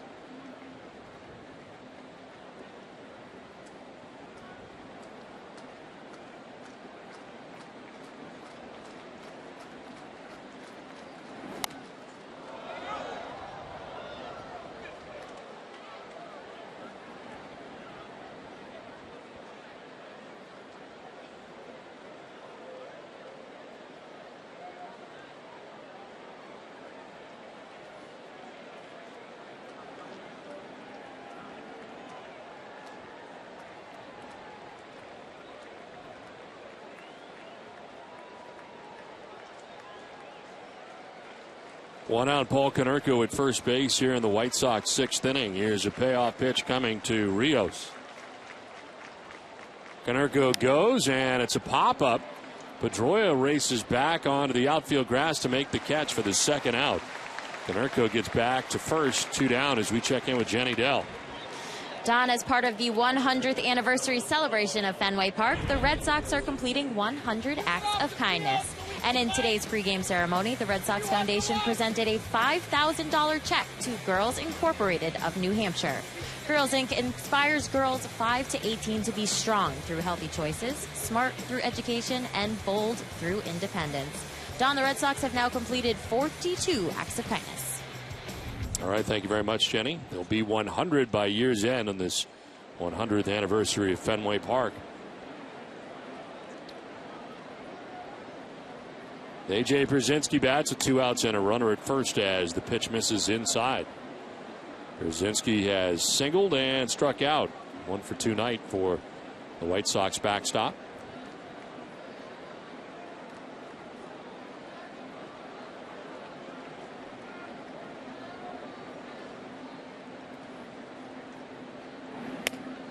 That one sails on him up and away, 2-0.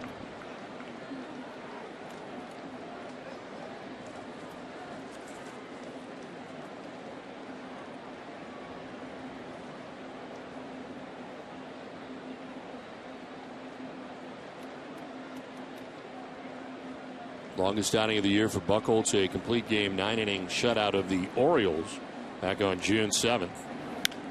This one is flared as Middlebrooks heads into foul ground to make the catch.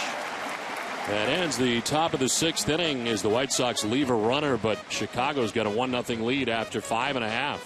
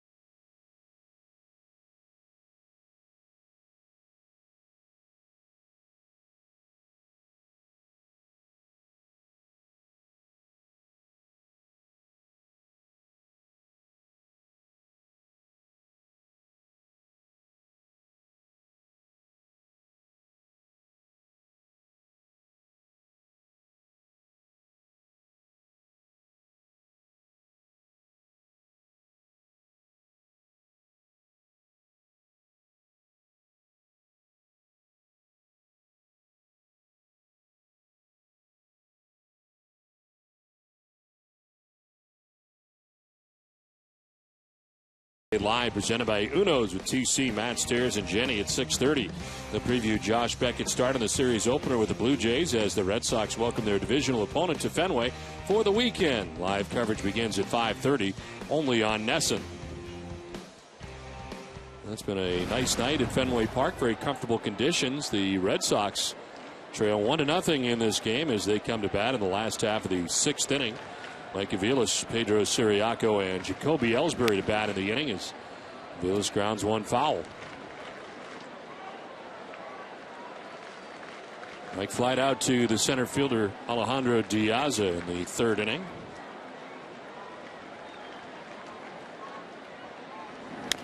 Grounds one left side. It'll be cut off by Escobar on the run. His throw is in time.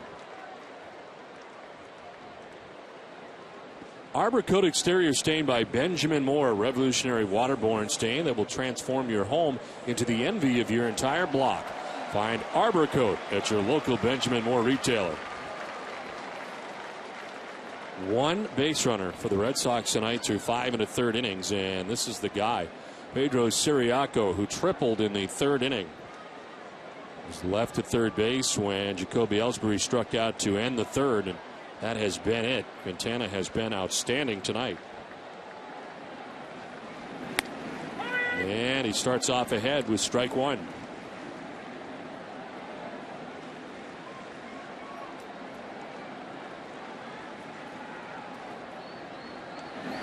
Siriaco down 0-2.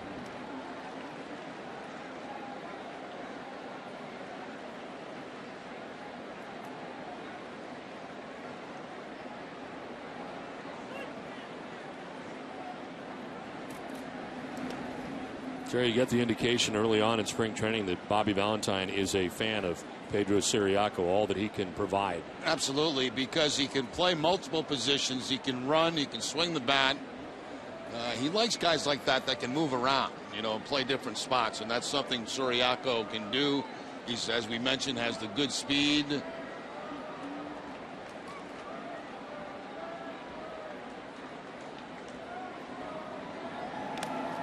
In the dirt, and it is 2-2.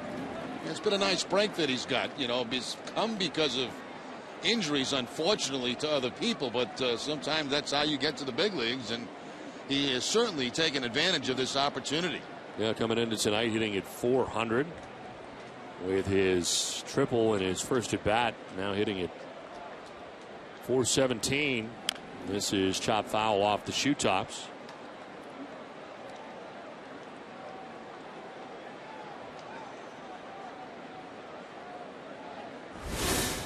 Jacoby Ellsbury waits on deck with one out right now here in the bottom of the 6th inning.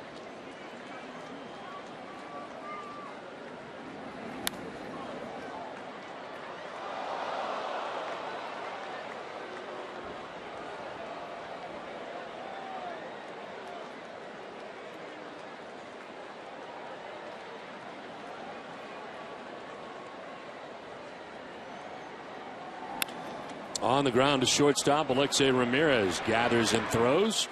2 outs here in the 6th inning. Well, tonight's Healthy Tip is brought to you by Tufts Health Plan. No one does more to keep you healthy. Here's Red Sox catcher Jared Saltalamacchia. Main thing is to take care of your body. Try and eat the right foods, try and get your sleep. Sleep's the most important. And just make sure that your body's ready to go for every game. Jared's Healthy Tip. Some good advice we've gotten from the Red Sox this season. The sleep's a big one. Everybody sleeps. I got to tell you this. I think it's very difficult, and you would know better than I would.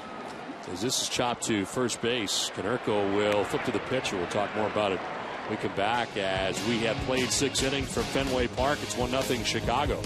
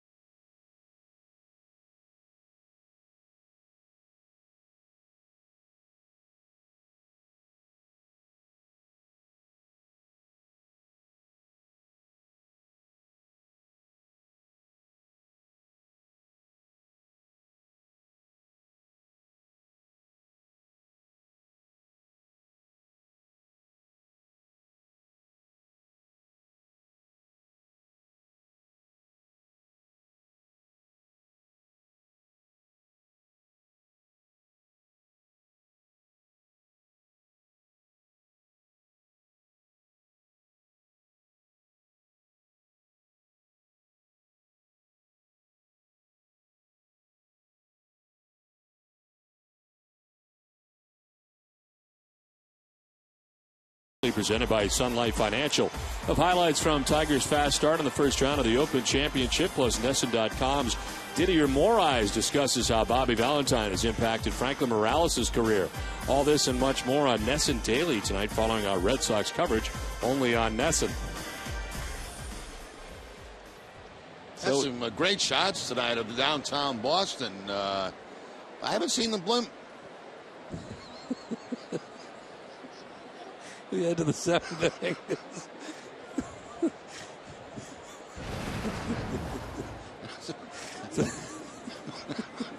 How are we getting those shots? I'm going to go out on a limb, and I'm going to say that those shots, they're not from tonight. They're not from tonight? No, none of them. Not one of them. I mean, you could have fooled me. I mean, not one of them.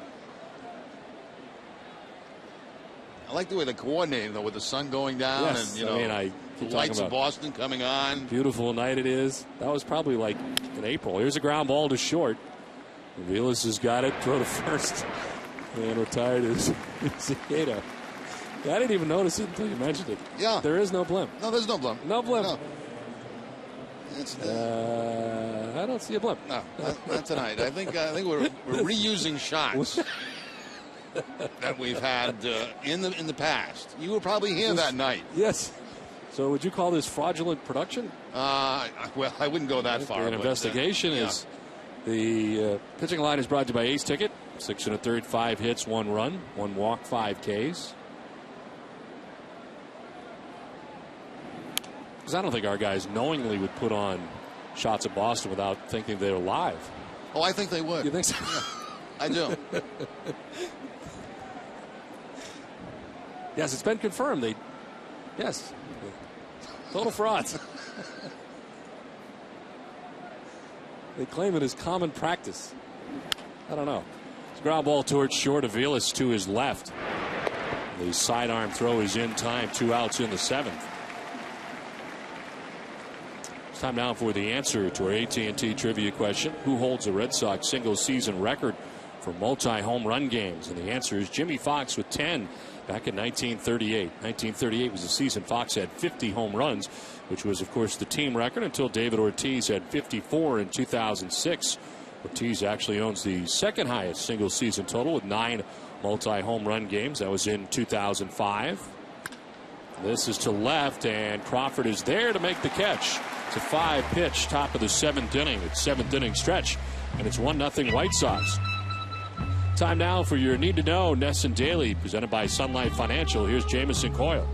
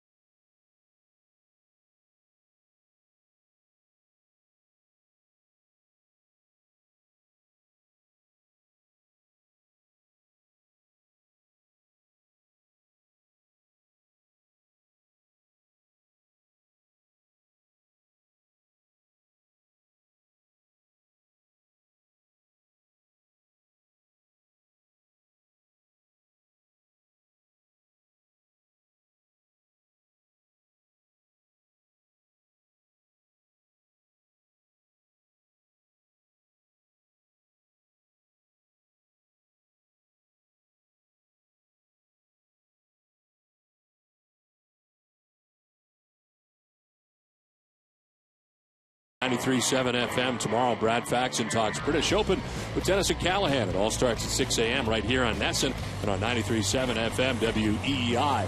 These shots of Boston from 2007 as we move along to the bottom of the 7th inning. There's a plane that does not have a camera. Now that is tonight. That is that's live. That's live. Crawford grounds one back to Quintana, who flips underhanded to first for the first out of the 7th inning. Well, the Red Sox with 1 hit in this ball game, a triple by Siriaco, back in the third inning. That's all Quintana has given the Red Sox tonight. Pitching line for Quintana brought to you by Lexus. 6 1/3, 1 hit, the triple you mentioned. The walks, 2 Ks, about to throw his 70th pitch as he works with 1 out in the 7th inning. He's been highly economical tonight. 11 in a row retired by Quintana, and that'll miss to Dustin Pedroia, who's flied out to center field and to left.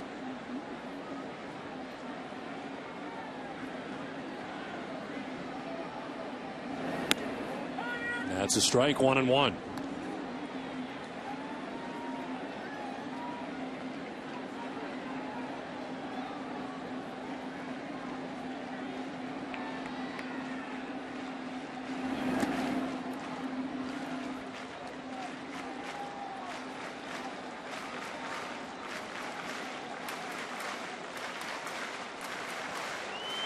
Fenway faithful trying to get something going here for the Red Sox in the bottom of the 7th inning.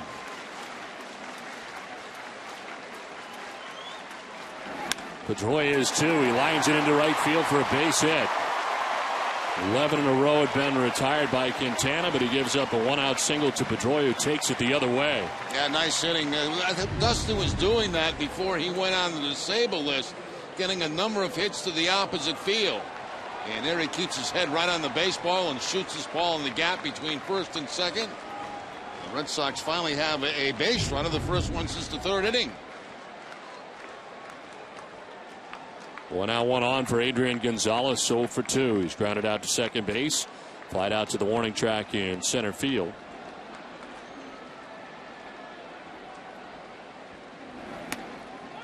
That's a high strike. Adrian didn't think so as he talks it over with Paul Schreiber.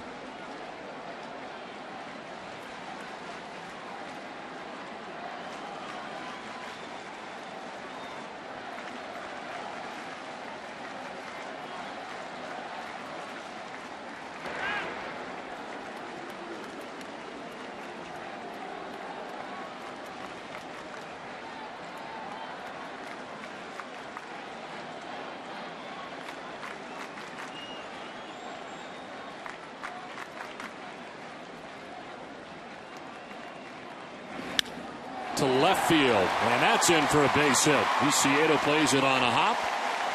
Red Sox put together back-to-back base hits for the first time in the game. Looked like a cut fastball that time that Gonzalez takes to the opposite field. A 5-game hitting streak now for Adrian. Pretty tough pitch. That ball down and away outside part of the plate. Gonzalez head right on it, just like Pedroia, and picks up the opposite field base hit.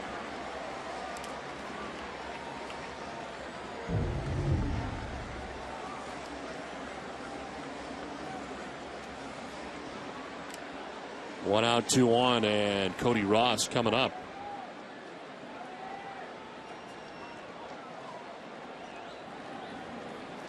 Ross has lined out to center, flied out to the warning track in left field, 0 for 2. Thought he was going to at least get the wall his last time up, but the wind knocked it down. Seems like the breeze has settled down a little bit coming in from center field.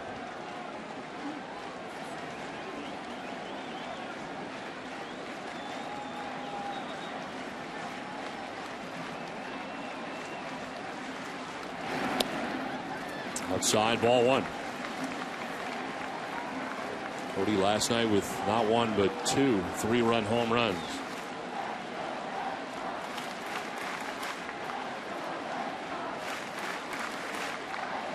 Pedroia at second base, Gonzalez at first base, 1 out.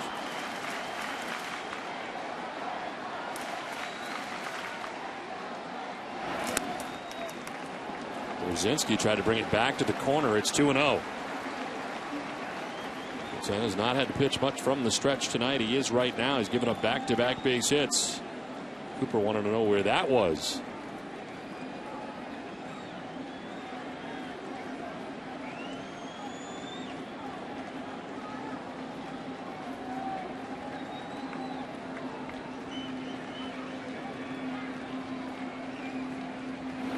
Ross hits it on the ground through left.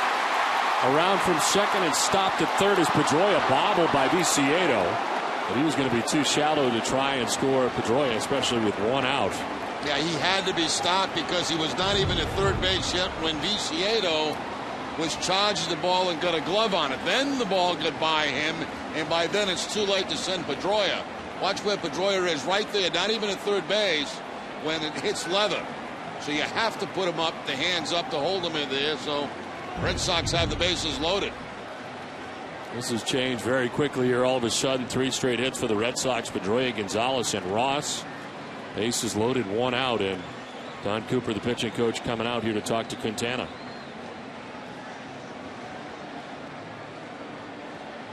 Well, immediately following the game, stay with us for WB Mason's Red Sox Extra Innings Live with TC, Peter, Matt Stairs, and Jenny. Have a breakdown of Clay Buchholz's outing, including his take on tonight's performance.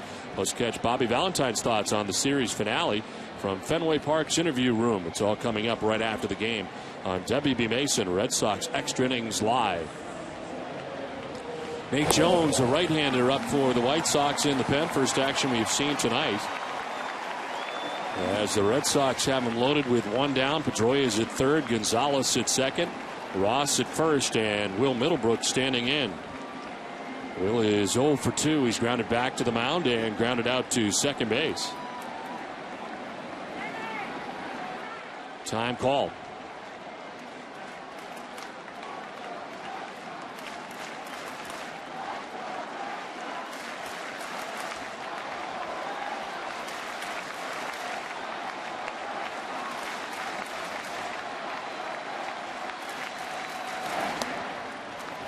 Going away, ball 1. Quintana was sailing right along in this game and giving up 1 hit through 6 1/3 innings. But all of a sudden, 3 straight pieced together by the Red Sox have the bases loaded.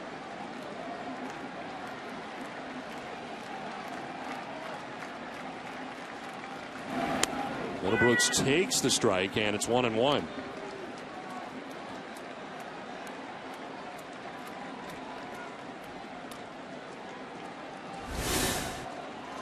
Shopping waiting on deck. Red Sox batting.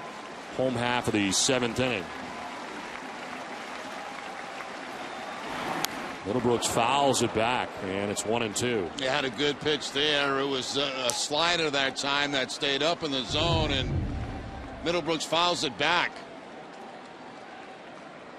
Good pitch to hit. Bases filled with Red Sox with 1 out here in the 7th.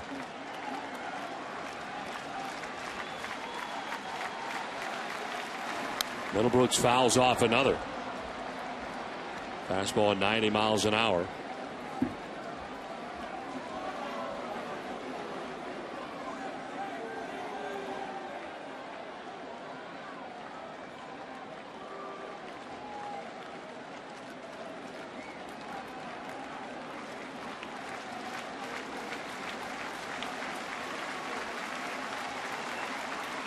Middlebrooks steps out, down on the count, 1-2.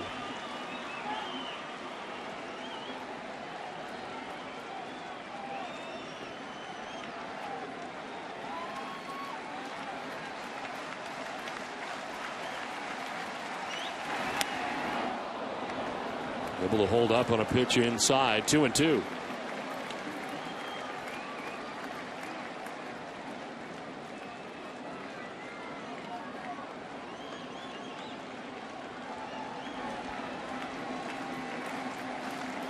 Pedroia, Gonzalez, and Ross on the bases with 1 out. Here's a 2-2. Middlebrooks will foul off another, and the battle will continue.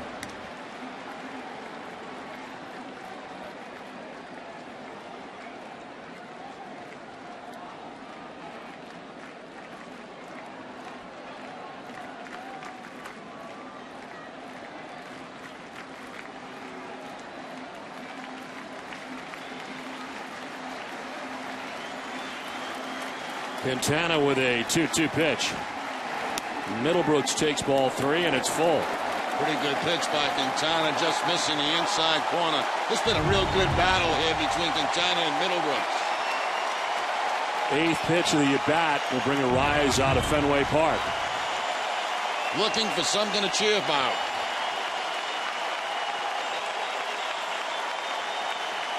The 3-2. He is on a line, on a hop, picked, and a second for one on to first for two. Unbelievable as the White Sox get out of the jam. What a play by Ramirez at short to get it started. White Sox still lead at 1-0 as they get out of a bases-loaded jam.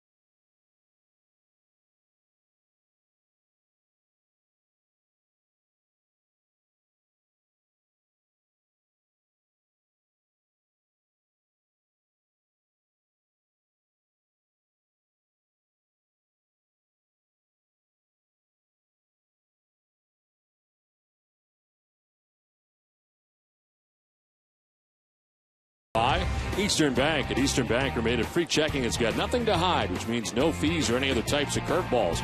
Check out what else we're made of at easternbank.com. What a play by Alexei Ramirez to end last inning and to start the double play. Yeah, the best chance the Red Sox have had all night. Bases loaded, one out, and Alexei Ramirez, that ball completely fooled him. He had to go back to his glove side to make the play on one bounce, and then they get the double play. He was heading to his right. The ball was going to his left. Huge play in this game by Alexei Ramirez. And Quintana fired up, as you might imagine. He loaded the bases on 3 straight hits, and he gets out of the jam unscathed. The White Sox take a 1-0 advantage to the 8th. And leading it off here for Chicago, the top of their order, Alejandro Diaz. Pitch number 96 from Buchholz, and it's in there for strike one. Clay pitching into the 8th inning. Diaz with a double his last time up, 1 for 3.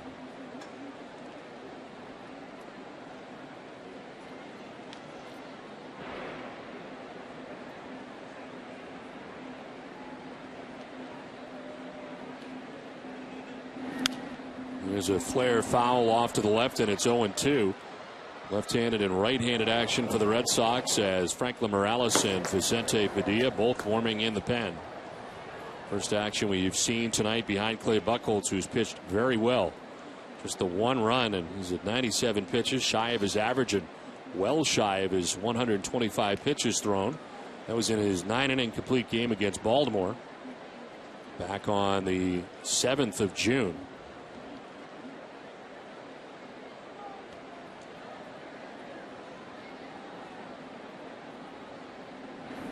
0-2 pitch misses in tight, 1-2. That's how he struck him out back in the 3rd inning with that 2-seam fastball. Tried it again, 0-2, and just missed the inside corner. It's like back to the changeup. And a swing and a miss. He strikes out Diaz. 6 strikeouts for Buchholz, his first since the 4th inning. 1 out here in the 8th. Now 4 of those strikeouts have come on the changeup. Very good one again here by Buchholz. Fastball inside, then changeup away.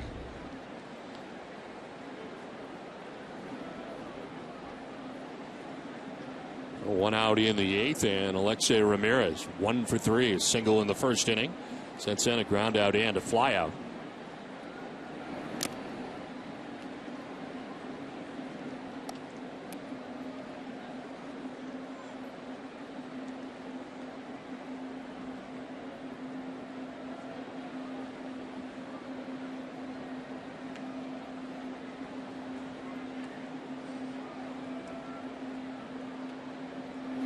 Swing and a miss, and it's 1-1. Back to the changeup again.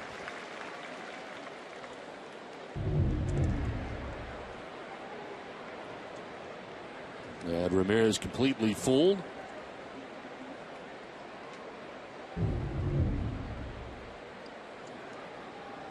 They're going to go back to back, 1-1. And this time it is grounded foul just outside of third. Well, for every Red Sox game that goes into extra innings or the Sox earn a save, CVS Pharmacy will make a donation to Boston Children's Hospital towards their $25,000 donation this season. One out in the 8th, 6 in a row retired by Clay Buchholz. He's given up just 1 run, but his offense generally gives him a lot of run support. Second most on the staff. Not tonight. This one to left center field. Ellsbury on the run will go into the slide, play it on a hop, knock it down, and it's a 1-out base hit for Alexei Ramirez, his second hit of the night. They're kind of shading him to the opposite field, so not hit high enough, really, as you can see where Jacoby Ellsbury set up to be able to get in and make this play. Goes into the slide and at least holds Ramirez to a single.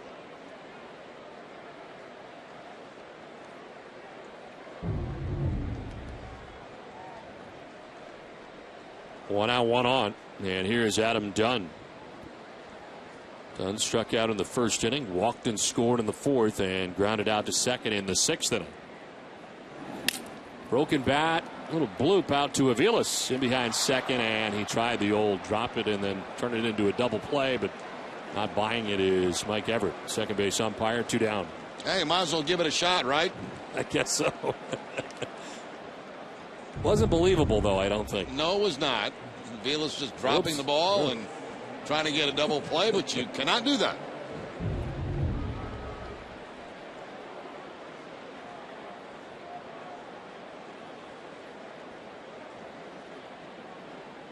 So 2 down, Ramirez at first, and Paul Konerko coming up.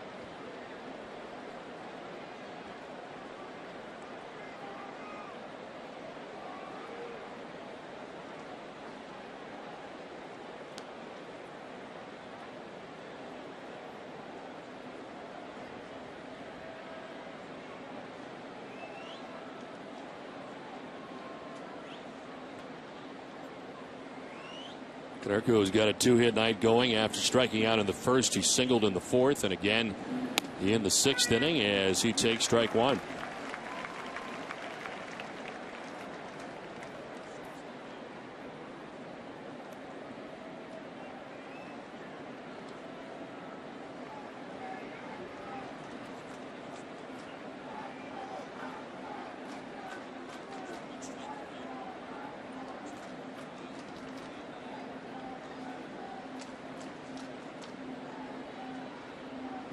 A 1 grounded foul to the end of the White Sox dugout and jumps up into the seats and out.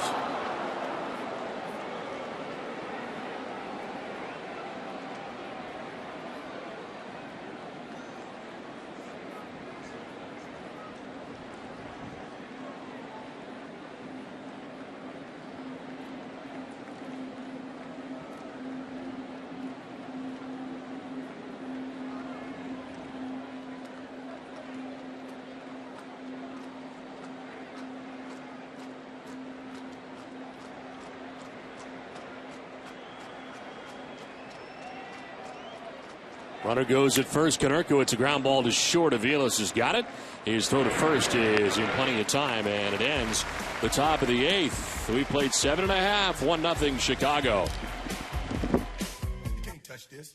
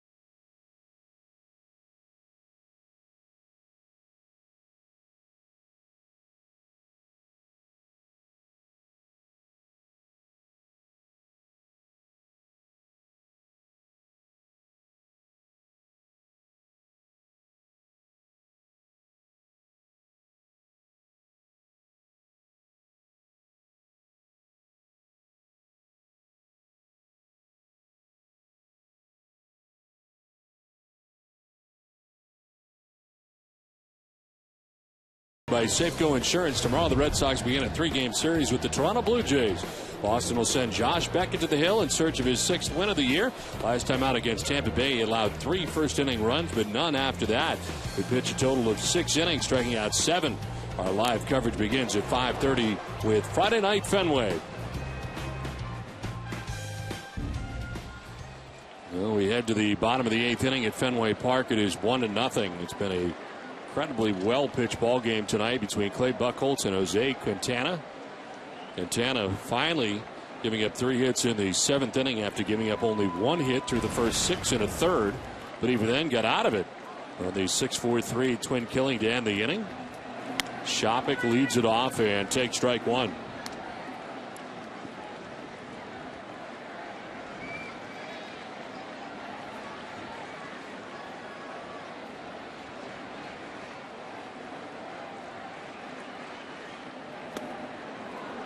Swing and a miss, and it is 0-2.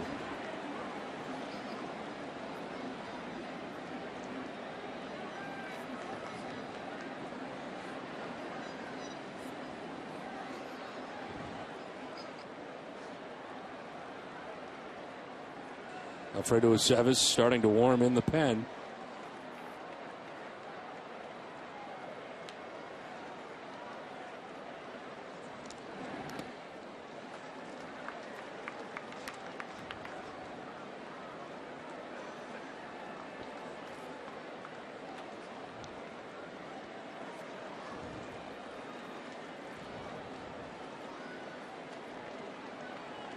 Quintana back out there again this inning. Of course, the pitch count only at 89 pitches for Quintana, who had to work very hard in the 7th, but was very economical throughout this entire game tonight. And Robin Ventura staying with him here for the 8th. 1-2 pitch to Kelly Shopik. And a grounder foul over by the White Sox dugout.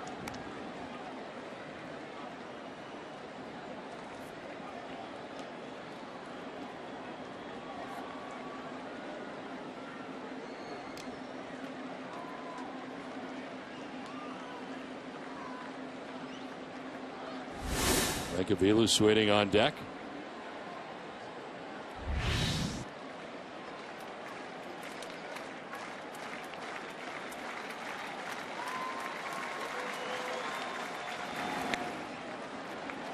On 2 pitches, and it is 2-2.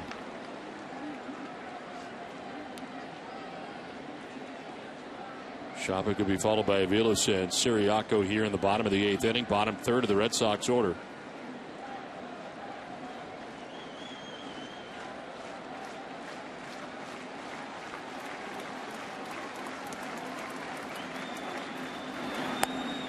Inside, ball 3, full count. We'll see how this works out for Robin Ventura. I thought that maybe after the last inning with the bases loaded and getting that double play, that might have been it for Quintana and go to the bullpen. But they bring him out here to start the 8th.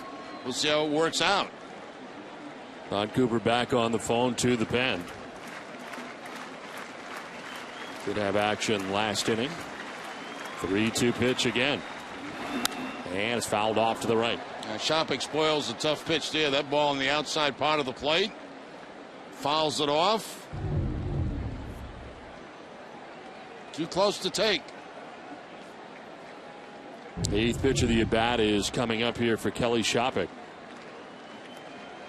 With Nate Jones up last inning, he is back up again now.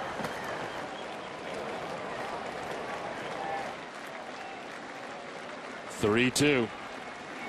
Shopik will hit a ground ball to deep third. Escobar now with a double step and a throw. He gets him at first base. Kind of like a broken bat. Shopik retired 5-3. Hess and Hess Express are proud sponsors of the Red Sox and the Red Sox on NESN.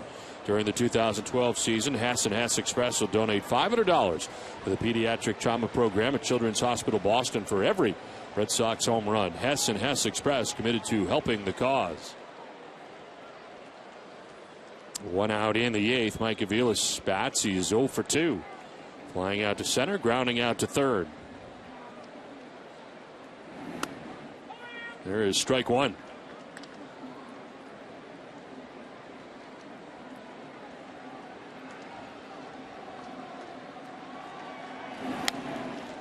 Framed by Pierzynski, but that'll just miss. This has been some kind of outing tonight from Jose Quintana. Comes in at 4-1 with a 2.60 earned run average. His 10th major league start. Time called.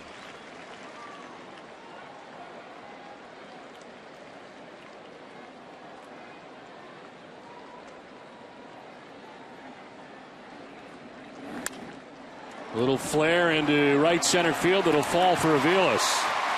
Diaza will play it, but it's a one-out single for Aviles. 5th Boston hit of the night as they try to get something going here in the 8th. Yeah, Aviles gets jammed a little bit on this cut fastball, but able to muscle the ball in the center field for the base hit. The Red Sox have had some base runners over the last couple of innings.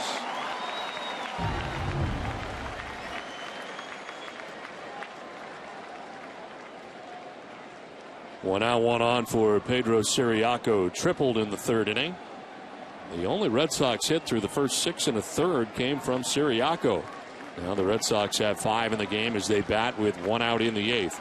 Siriaco is 1 for 2 in his other at bat. He grounded out to shortstop in the 6th inning.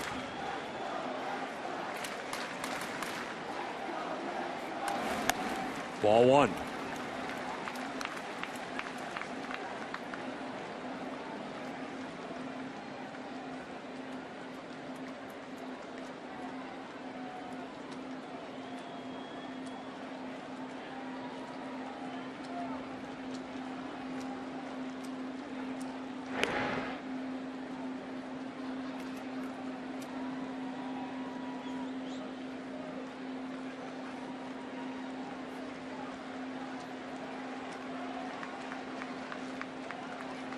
Red Sox could try some hit and run maybe with Aviles and Siriaco, this combination.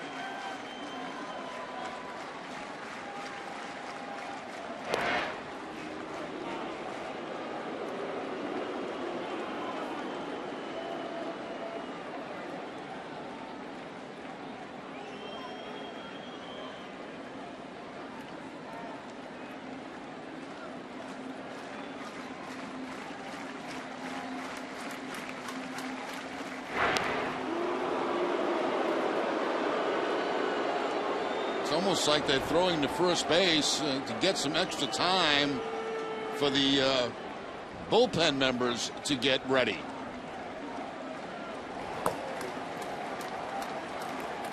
That's Thornton, who has just jumped up here, and he is starting to warm. He's not been up very long. 1-0 to Siriaco finally, and it is blooped to right. Rios coming in, and he will make the running catch. Took a look at first, but a long way to go. That ball hung up long enough for Rios to run underneath it and retire Siriaco, the 2nd out of the 8th. Yeah, Rios not all that deep out in right field. Still had to put a good charge on this ball to make the catch, and Aviles kind of hanging out between 1st and 2nd, has to get back to the bag. Now, Thornton has been joined by Veal, called up today.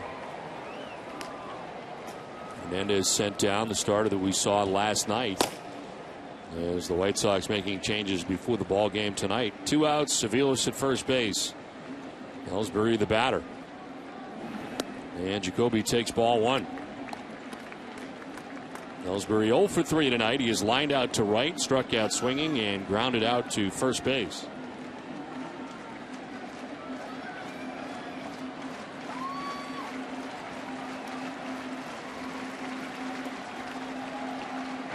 Soft toss to first. Aviles back to the bag. Aviles with 10 steals on the season. Caught 4 times.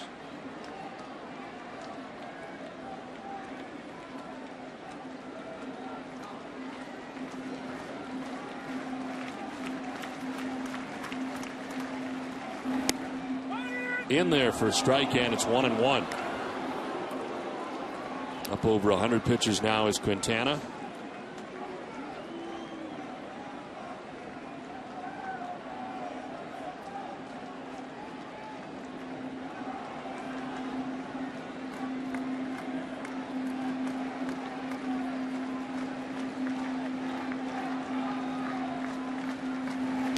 In the dirt, kicks away from Pierzynski, and Aviles will get into scoring position. So that is costly as it jumps off Pierzynski a long way away, and to second goes Aviles. Yeah, big here for the Red Sox. The wild pitch, ball down in the dirt. Bounces up off the shin guard. It looked like off Pierzynski, and Aviles makes his way in a scoring position.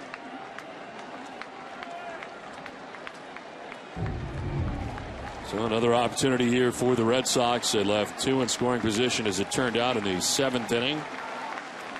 Now they have Aviles at second with 2 away. Here's a 2-1. And a broken back grounded by the mound. Ramirez has got it. Ellsbury's out, and the Red Sox are gone in the 8th. We head for inning number 9 with the White Sox on top 1-0.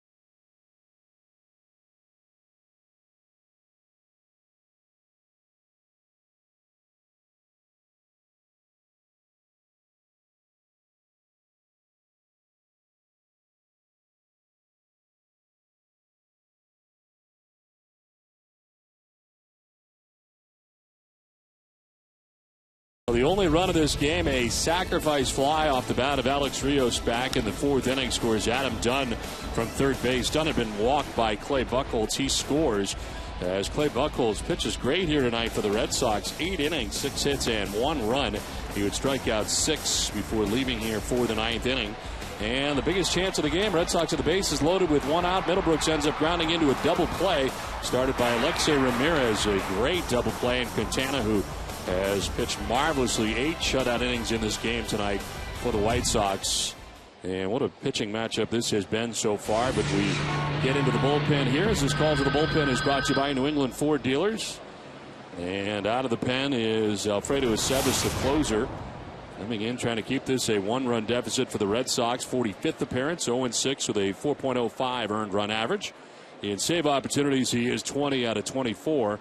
And opponents hitting at 226 against Alfredo Aceves. Alex Rios leading it off here for the White Sox in the 9th. And the first pitch fouled off to the right, out of play.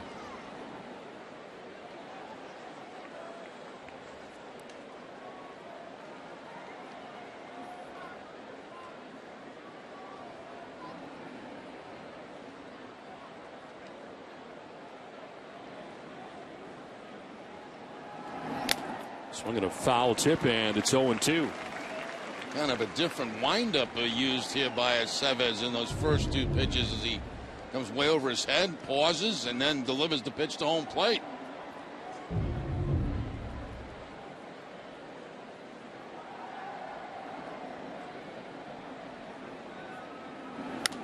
Here's a pop-up right side as Gonzalez into foul ground.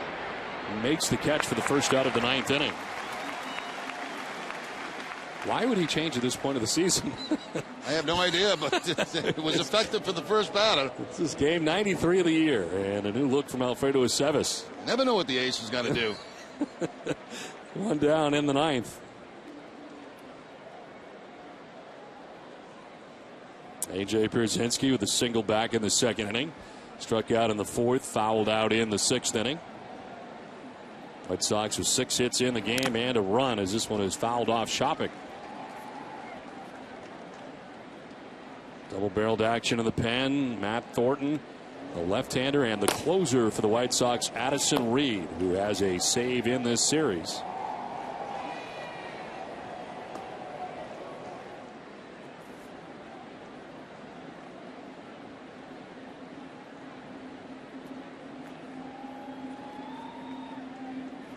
And a swing and a miss, 0-2. Change up that time from Aceves to quickly get ahead 0-2 to Pierzynski.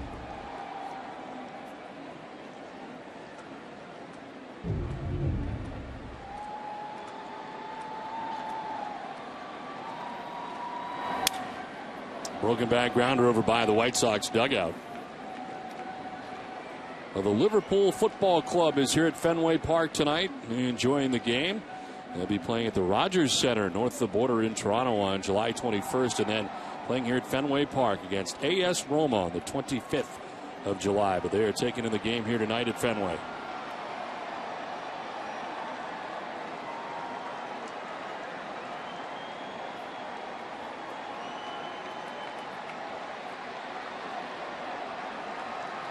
One out in the ninth inning as A.J. Pierzynski down in the count, 0-2.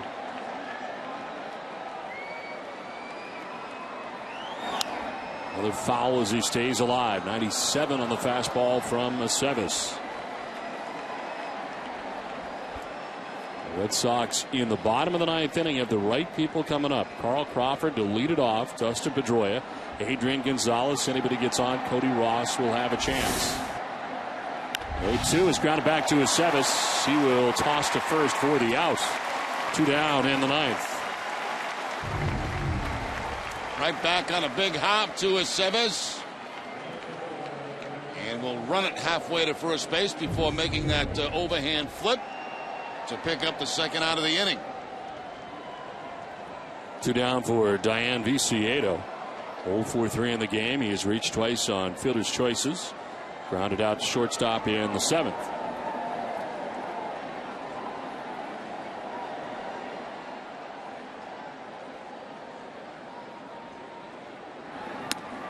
In there for strike one.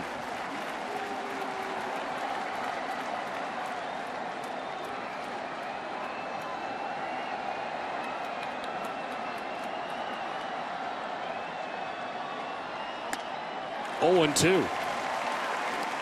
95 on that last fastball from Aceves. He's used all his pitches, his fastball, his curveball, his changeup.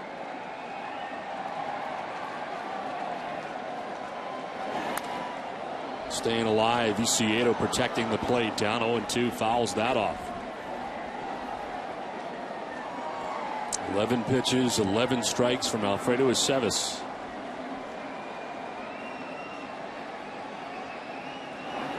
Viciedo to right, and that's going to get in.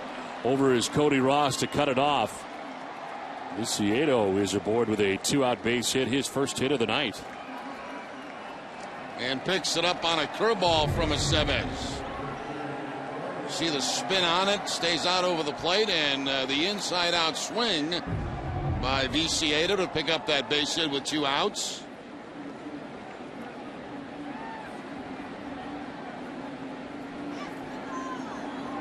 Two down, Viciedo at first base, and here's Gordon Beckham, who fouls it off to the right, out of play.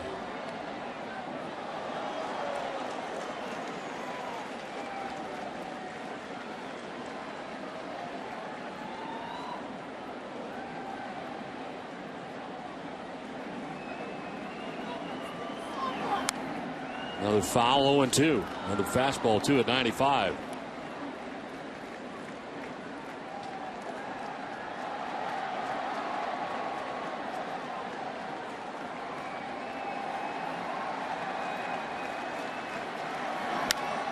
In the air down the right field line. That will be foul.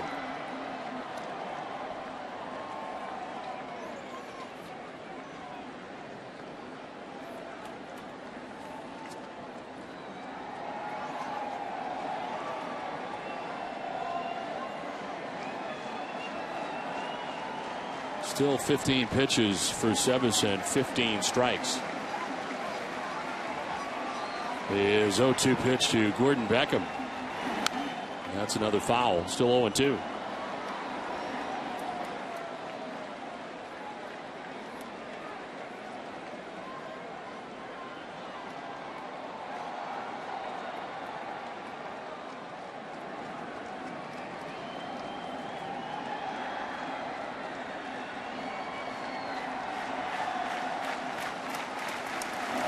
Beckham down the right field line. On the run is Cody Ross. He goes into the slide, can't get it. It is a fair ball and a double as it jumps up into the seats. So to third base will be Viciedo on a double for Gordon Beckham down the line in right, landing on the warning track. And all of a sudden now the White Sox have runners at second and third with 2 outs. Now the Red Sox catch a break here because if this ball stays in the field of play, that run's going to score.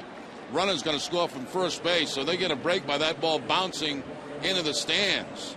There's the effort by Cody Ross, but 1 hop for the ground rule double. That means that runner from first has to stop at third base. That is Gordon Beckham's first hit of the series, and he's at second base. Viciedo to third, 2 outs in the ninth. Eduardo Escobar, the batter.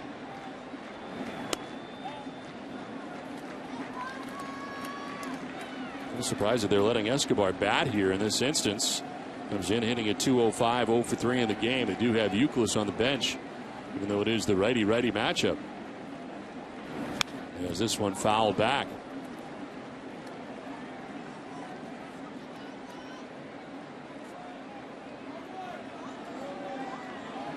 Chance here for the White Sox to obtain some insurance.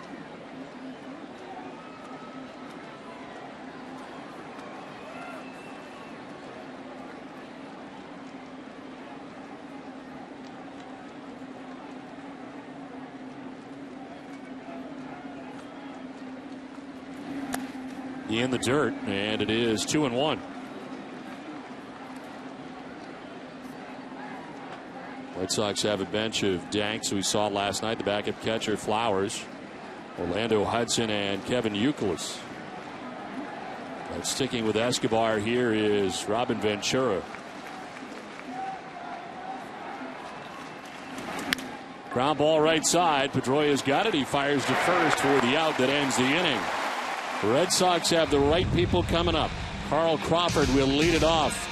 Dustin Pedroia, Adrian Gonzalez when we come back to Fenway.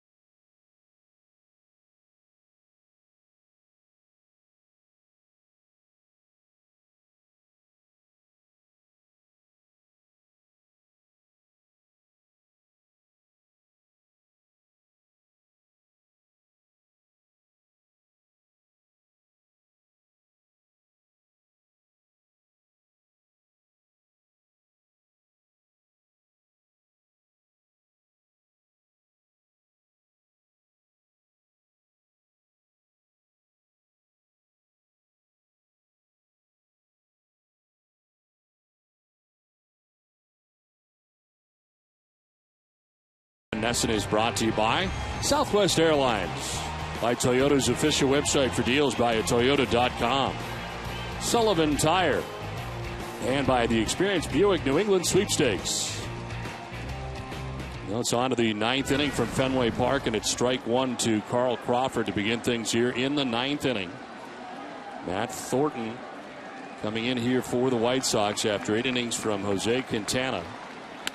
As Crawford gets the arms out of the way and takes ball one. Thornton instead of the closer here for the moment. Well, he may only be in for the one hit of the left-handed hitter, Carl Crawford. 44th appearance as this one is fouled back, and it hangs at 1-2.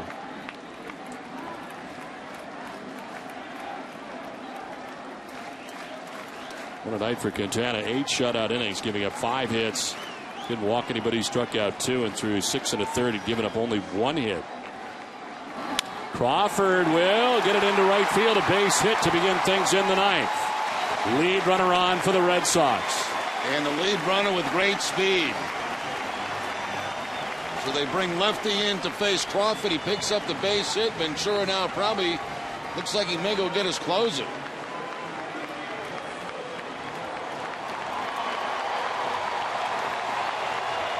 Dustin Pedroia introduced. And right now Ventura is sitting tight. He's not going to bring him in. So Pedroia 1 for 3 in the game. A single his last time up in the 7th inning. Pedroia 0 for 4 in his career against Thornton.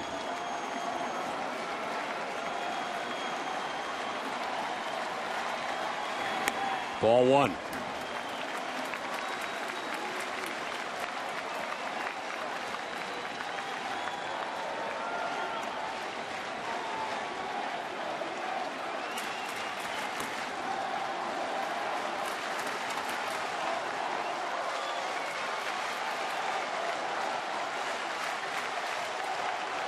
Throw to first, and back is Crawford.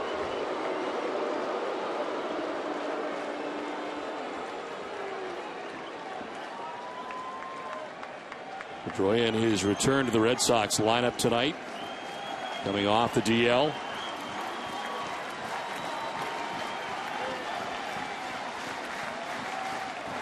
One-0 is in there for a strike, and it's 1-1.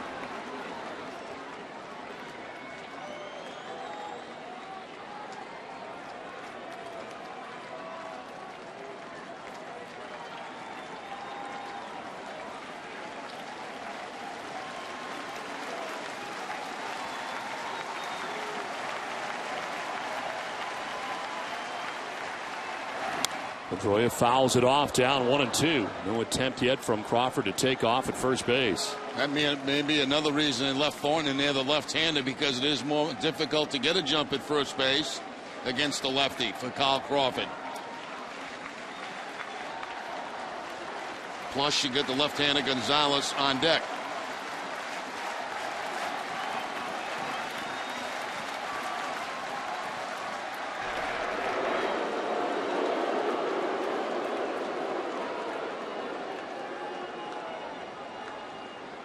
Red Sox with some tough numbers against Thornton. Mentioned Pedroia 0 for 4. Gonzalez, who is on deck, is 0 for 7 against Thornton. 1-2 pitch. We'll have to wait as he checks on Crawford again, easily back.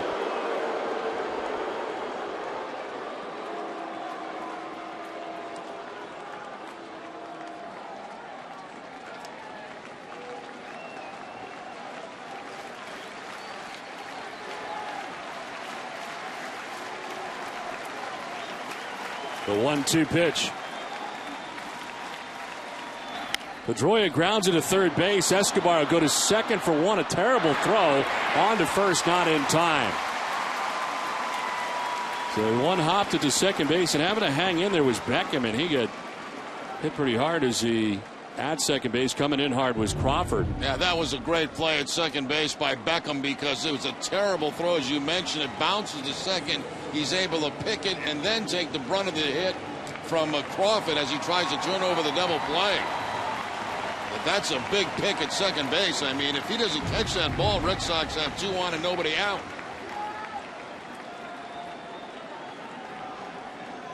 So now one down. Pedroia at first base. Adrian Gonzalez, the batter, as I mentioned, 0 for 7 against Thornton in his career. 2 strikeouts. Gonzalez with a swing and a miss and a pitch in. And don't forget, coming up immediately after the game, stay with us for WB Mason Red Sox Extra Innings Live. It's all the post-game coverage you'll need right here on NESN. Red Sox down 1-0 as they bat in the 9th. Tying run at first base. Gonzalez chops one foul and is down 0-2.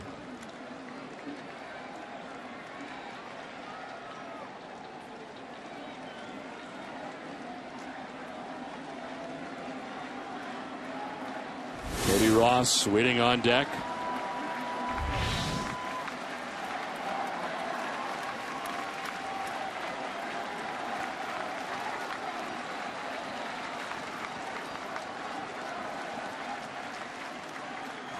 Gonzalez through the right side into right field, a base hit. Pedroia will stop at second base as Rios gets it back in. And the Red Sox have runners at first and second with 1 out. Tying run is now into scoring position for Boston. And now I think you'll see the closer come in for the Chicago White Sox. Best chance the Red Sox have had since back in the 7th inning. Addison Reed has been waiting patiently in the pen, and they will call for him now. As the closer for the White Sox will be coming in, it is runners at first and second for the Red Sox. 1 out in the 9th. It's a 1-0 White Sox lead. The pitching change from Fenway.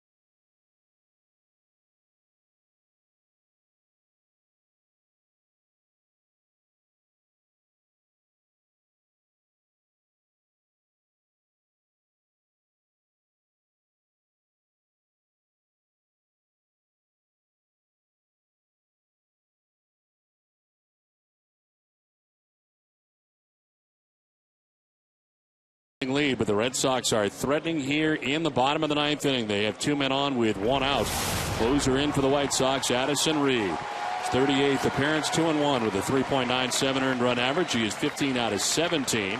Opponents hitting at 228 against Reed. At one point had 13 straight scoreless appearances. In save situations, he has given up 5 earned runs in 16 2/3 innings. Nick Punto is going to run for somebody here. It'll be Adrian Gonzalez, who is replaced at first base.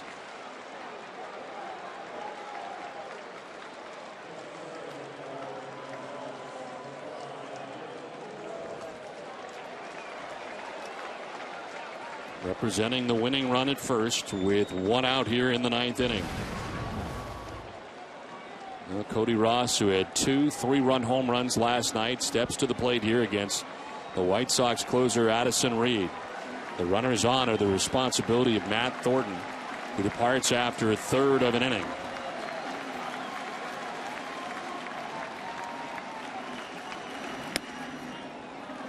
Ball 1. That didn't miss by much. Addison Reed, one of those guys that kind of throws across his body. It's going to be tough for right-handers to pick up.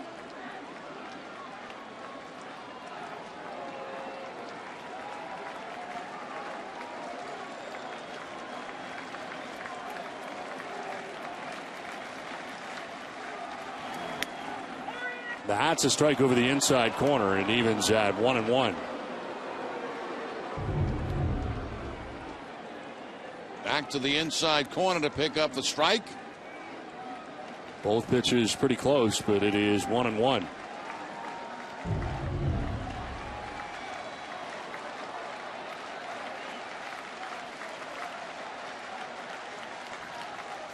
Cheating in from second was Gordon Beckham, and stepping off Addison Reed.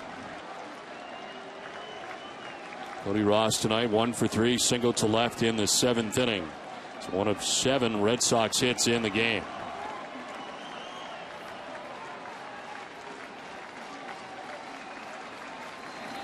Ross hits one high in the air to left field. Viciedo is back at the wall. It's gone! 3-run home run. Walk-off for Cody Ross. Red Sox win it with one swing of the bat, 3-1.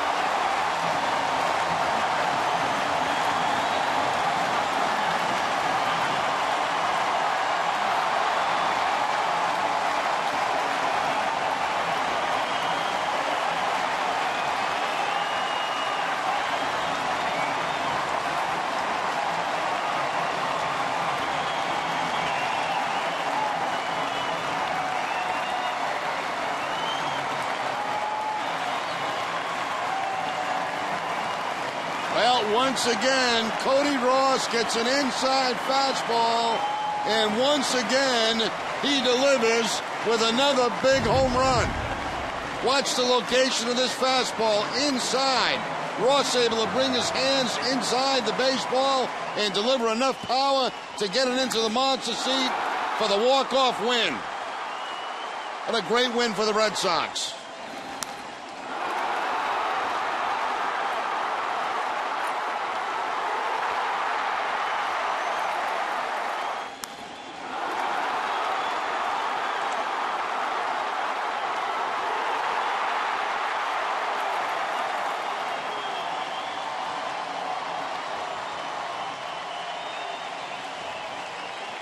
Let's send it down to Jenny Dell. Cody, didn't we just do this yesterday? What is going through your mind right now? You know, I was just going up there and trying to get a base hit, and luckily got a pitch out over the plate I could handle. And, you know, this crowd was in it tonight. I like it. How does this help the team, the support you have here with Red Sox Nation? How does this help you? I mean, this is what it's all about.